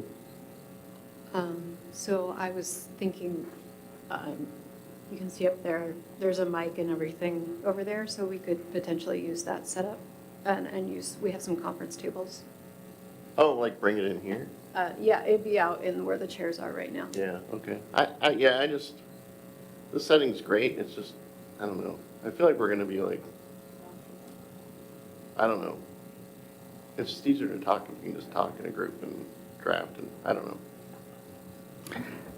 Aaron, I can't remember, would this be a meeting that is broadcast or recorded, or people can observe electronically? I believe so. I have to understand how we do that. It may just be changing which camera we use, because there's one up there. Yeah, but it's like 6 hours long, isn't it? It's long. But we've done it for budget sessions before. Okay. Aaron, does it have to be on camera, or can it just be an audio recording? Like, is there a state law or constitutional law by the Supreme Court that says it must? Like, the Supreme Court isn't on camera. Do we have to be on camera, or can it just be like an audio recording? I'll ask what we can do. Honestly, it's more about like what our capabilities are.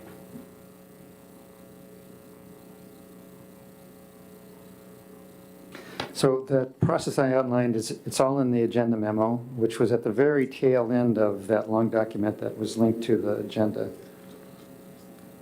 Okay. Can I ask if it would be commission's overall preference not to have this be streamed? I mean, if it's have YouTube or not have YouTube, I think the policy would be to have YouTube if we can. My point is that you can do YouTube just audio if you want. Like, people are, if you have like Zoom or whatever feature it is, half the people on Zoom calls aren't on camera anyway. And I do PTA meetings and other meetings all the time, and it's more of an audio thing where people are kind of, making dinner as we talk to each other. So we're able to offer the public a way of listening to and participating in the meeting. Just if we don't have cameras, I'm just wondering, is that a big problem for people? Or do they really want to see our faces? I see what you're saying, like if the camera's not there. Yeah, I don't think it's an issue, but yeah. Well, we will do whatever the rules say we should do. Okay, well, I think that is all that I wanted to say about this item. Anybody else have any comments about this item? Okay, then we move to our eagerly awaited public comment period. Would anyone in the audience like to make a comment? She gets twice as much time.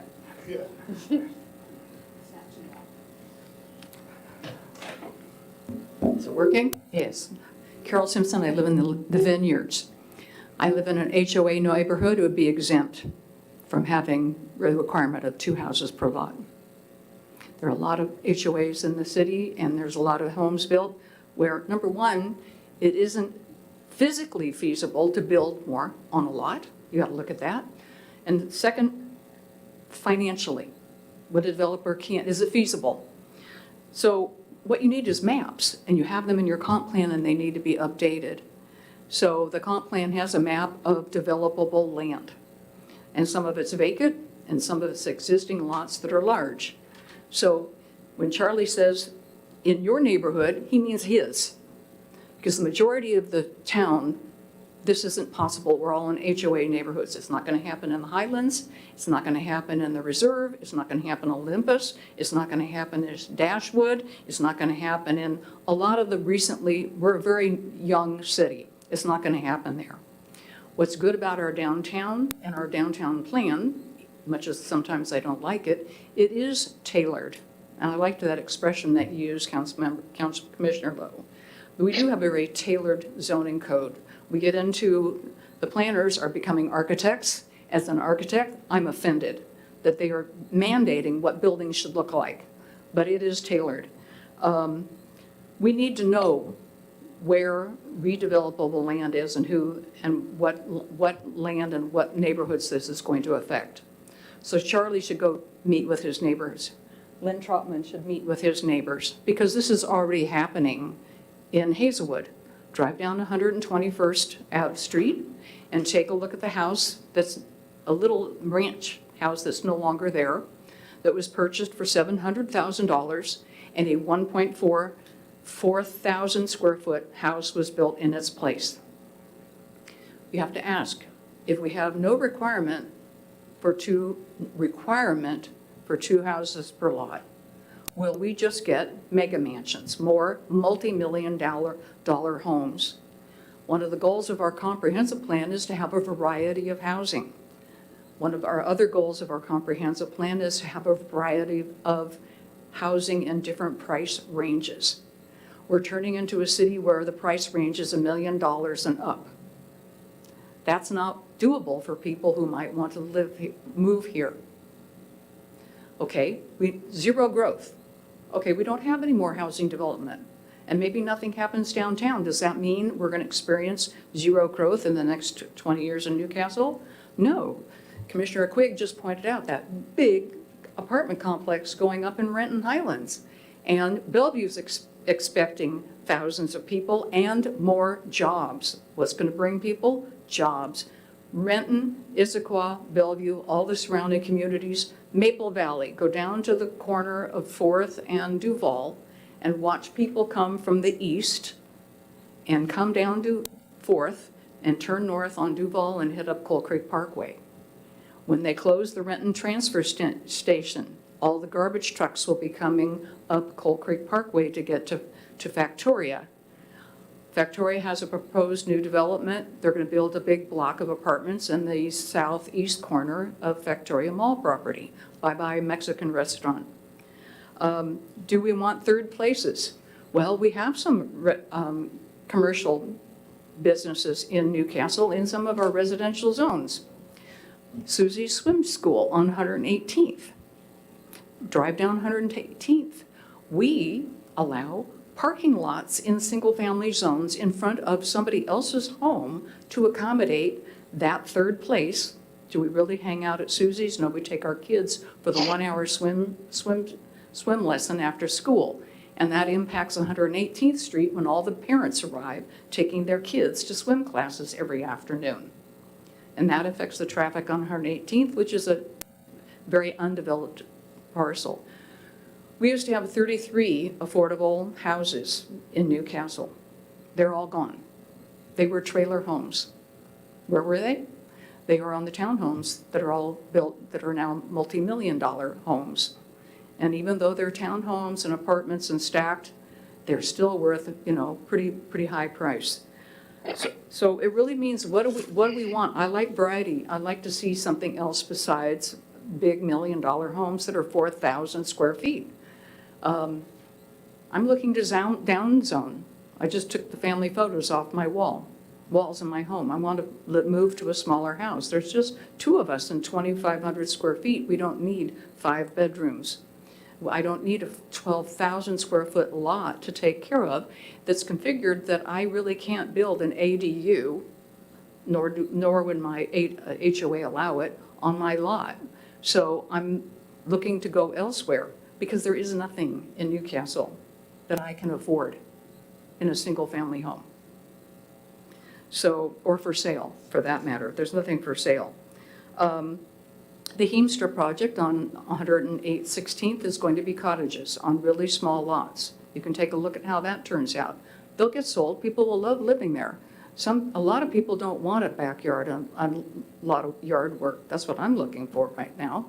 But Jim, when we moved into our house, the model home had a 5-foot yard in the backyard. The zoning code in 1999 had a minimum 5-foot rear yard in Newcastle.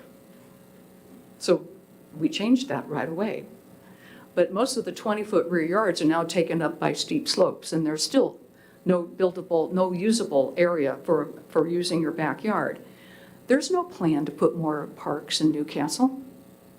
Look at your comp plan. Look what the council is doing. Look at the 6-year CIP for parks. Our city has never built a park, except the park down in, Wintry. But the city already owned the land. The city has not gone out and purchased land and built a park in the 25 years I've lived here. That's abysmal. And those are the third places. That's where you can walk down to the corner with your little kids and the neighbors and hang out, have a cup of coffee, do your knitting while your kids are playing on the gym equipment. It's a little bit harder to walk down to Lake Bourne Park because you need somebody who knows CPR to get back up the hill after going down to Lake Bourne Park. And when I was a mom with my kid playing there, I had the most stupendous backache sitting there for an hour watching my kid play because there were no benches with a back. So, but we now have benches with a back because I asked for those when they did Lake Bourne Park. So we're a family-oriented community, but what families can afford to move here when the houses start at $2 million? We all love our neighborhoods. We're all here. We all can afford to live here. I live in the most affordable house around because my mortgage is so low. It's almost, I would have had it paid off had I not refinanced 3 times. But the synergy for downtown right now just isn't there. And the people who say they want all the growth to go in downtown, they know that's a smart thing to do because then that means we don't have to rezone our neighborhoods for more growth. But we do need to look at the land that isn't built yet so that it gets built with more variety and not so much of those all in a row 50-foot wide lots that are 100 feet deep, that are the 5,000 minimum square feet, and they all look the same. They all have the 2-car garage out front, and they're boring. I've gone roundabout on whether our zoning code should be like that, cookie cutter, or should we be more flexible and allow X number of lots for the land and let the builder figure out the configuration with some minimums, but they'll come back with the cookie cutters. That's what they do. When they said that we wanted to do that in Dashwood, they showed us, well, that's what we're doing in Redmond. But look at new Redmond projects and you'll see trails, pocket parks, usable spaces, places where the neighbors can hang out, and they get that, but we're not getting it. So what is feasible? Get more information from your planning staff. I feel like you're not getting enough because going out and having a presentation to the public and saying this is going to happen in your neighborhood is just too reactionary. What do duplexes and fourplexes look like? What pops into your mind when you think of those? Something down at Joint Base Lewis McCourt? Or something very nice that I saw up in Mill Creek that was built at the same time my neighborhood was built, and the homes are actually beautiful. They're fourplexes and duplexes, and you'd have to look really hard to see where they're connected. It's a gorgeous neighborhood. But those homes sell for $800,000, not 1.2, 1.5. They're affordable, and they were all 1 story. Isn't that great for somebody with a bum leg? So. Carol, could you begin to wrap up, please? Sure. Okay, so where are the choices for affordability? Where are the choices for different housing type, for different, 2-people household, retirement, young family? Do we have enough young families? Who is trying to make it as a 20-something person in Newcastle? Paul Charbonneau, Councilmember Charbonneau, is trying to make it. There aren't many 20-somethings who can live here. I've already heard that the prices of rents in a lot of the apartments are just astronomical. And then they add fees. That's the new thing, just like going out and renting a hotel. They have a fee on top of what the monthly rate is. Have some breakout groups at this thing you're having, so that people who want to talk about downtown can get to there to talk about downtown. The people who want to talk about the neighborhoods can talk about the neighborhoods. But we're losing our affordable housing, we're losing some choice. You need to think creatively.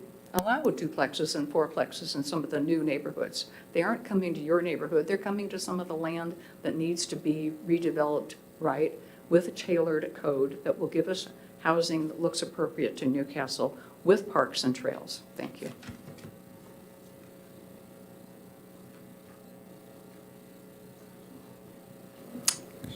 Sure.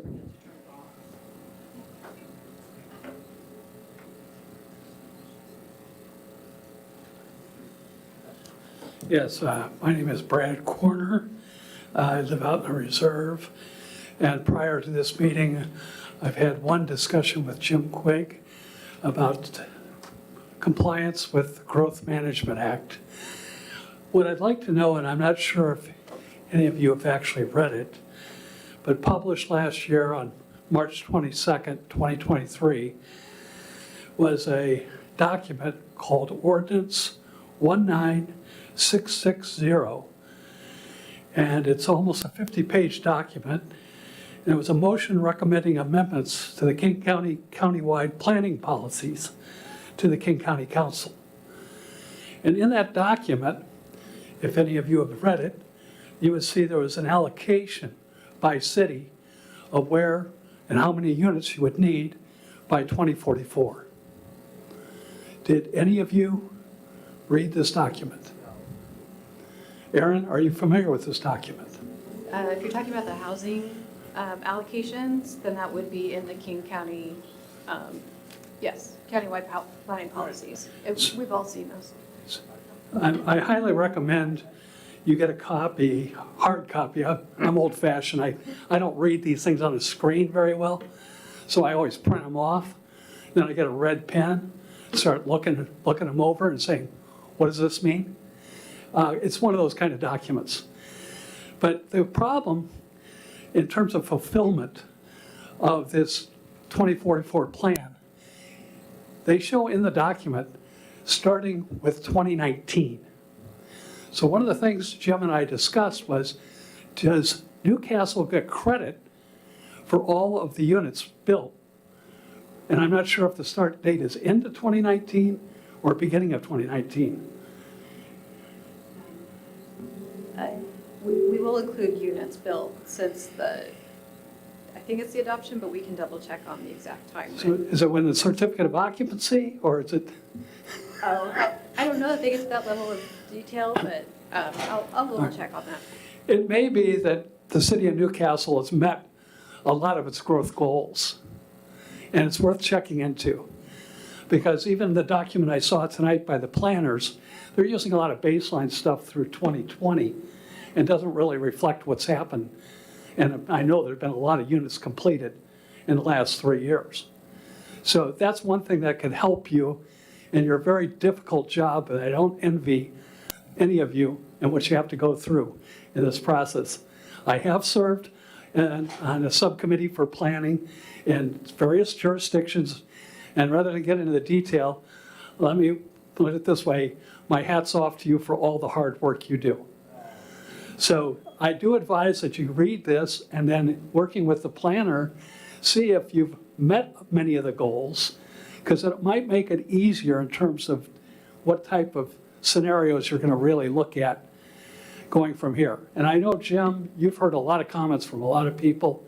Charlie, I've just met you tonight, and the other commissioners I haven't met, but like I said, if you take this document and see what the count is, if you're not looking at 1,200 more units and you're only looking at 500 units, then maybe what Carol suggested, and I'm actually working on one in West Seattle, is a condominium ownership of a 10,000-foot lot for 3 separate homes. So it triples the density, and all 3 homes are being offered at below the HUD median, so they're technically affordable housing. So in this document, there's also, I warn you, there's a measure on income and affordability in terms of number of units built. And I see that as the real challenge based on what GMA has put forward. It looks like it's heavily slanted to 50 to 80% of the median income. So that would be 75,000 to 120,000. And then you'd have to underwrite, and how do you get to that product? Look forward to hearing more of what you do in the future, and my best of luck to all of you.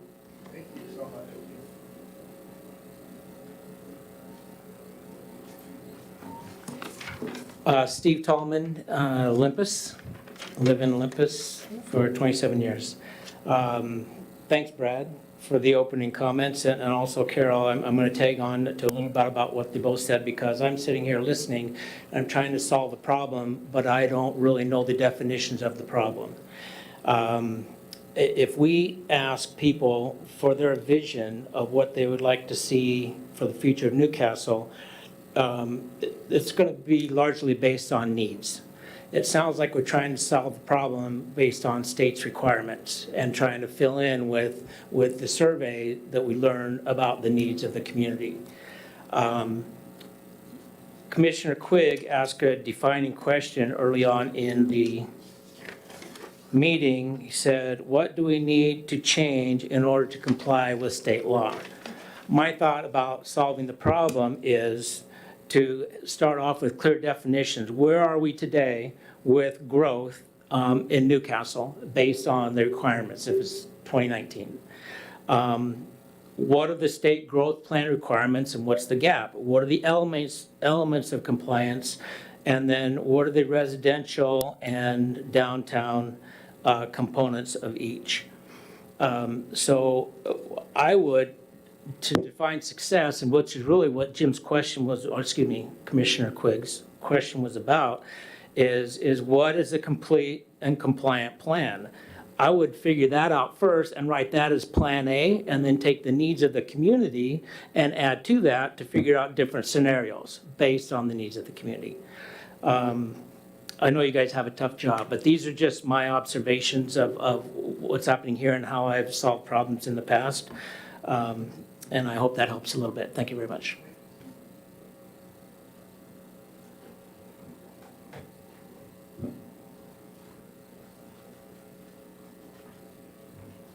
Evening, friends. My name's Len Troutman. I've lived in the Hazelwood / Newport Woods area for 39 years. I'm going to give you a break from the comprehensive plan.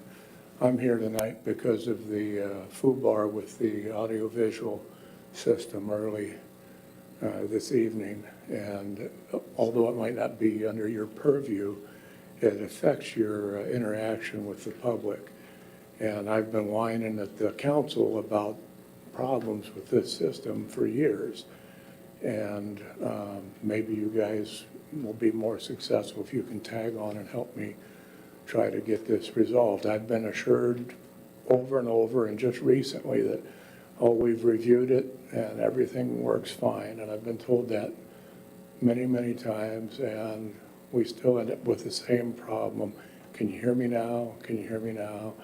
And I suspect that it's a combination of problems between hardware and user error on both ends, probably on the, like I say, on both ends here and on the other end. Now, I talked to Chair Gadzik before. I know he habitually asks, are there any public comments, and are there any public comments from online? Well, the commission here doesn't provide for Zoom comments anymore, so we don't have to worry about that. But there's a lot of shortcomings with the system, even when it is supposedly working properly. The people can't see anything that happens on this big board. They can't hear. I don't know why it's like I say, it's a hardware problem or what. They can hear anything that comes out of the microphone when you remember to turn them on, but they can't hear whoever's talking. Like when Aaron Qualls is talking, they don't hear that unless it gets caught on some kind of a microphone. And it varies on playback, but live, it doesn't come through very well. And of course, if you've got graphs and figures and whatnot, it does not come, I mean, it's hard for an observer at home to, follow along and see what's going on. So if that could be rectified, that'd be, I bring this up because I'm a big believer in trying to get the public involved, and people can't always be here. I didn't plan on being here. I was gonna sit here. See, I got all dressed up, I was sitting around a little less formal than this, watching you guys and thinking, oh, I'm just gonna sit here and take care of some other business on my computer, and the typical, hey, stuff started going south again. And like I say, I was just recently, within the last couple of weeks, told that, we pay a lot of money for IT and the tech and stuff to make sure that stuff runs right, and it never seems to get right. So if you guys have any input to council or staff or whatever to see if we can get that squared away. And while we're at it, it was brought up by Ms. Simpson and others that these things are able to be ADA compliant, so that they can be Bluetooth compatible with hearing aids and portable phones and whatnot. So you can just, people in the audience and whatnot can hear. I know some of our council members are a little bit hard of hearing too and wear hearing aid devices. So if that is available, like I say, it might not be under your purview, but I appreciate you guys listening, because it's frustrating. And if people can't communicate with you or the council or something, they only do it 2 or 3 times, and then they just throw their hands up and say, forget about it, and you've lost a potential customer, so to speak. So whatever you guys can do to facilitate that, I mean, I'm grateful for your assistance. I like to be a problem solver, not a complainer. So if anything I can do that you can think of, let me know. Thank you.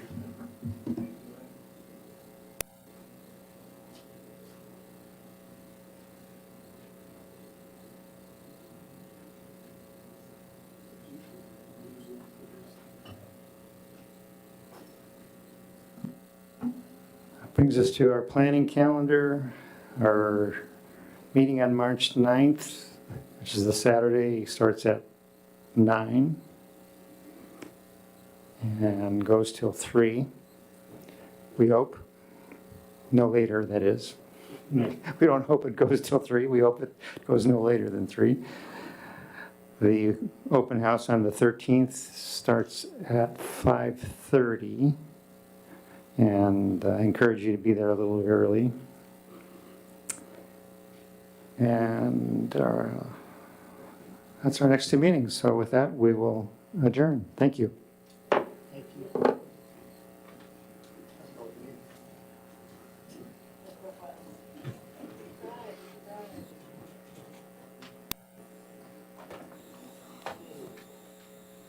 We gotta test the audio. There's no reason the audio shouldn't work, right? Yeah, and Carol says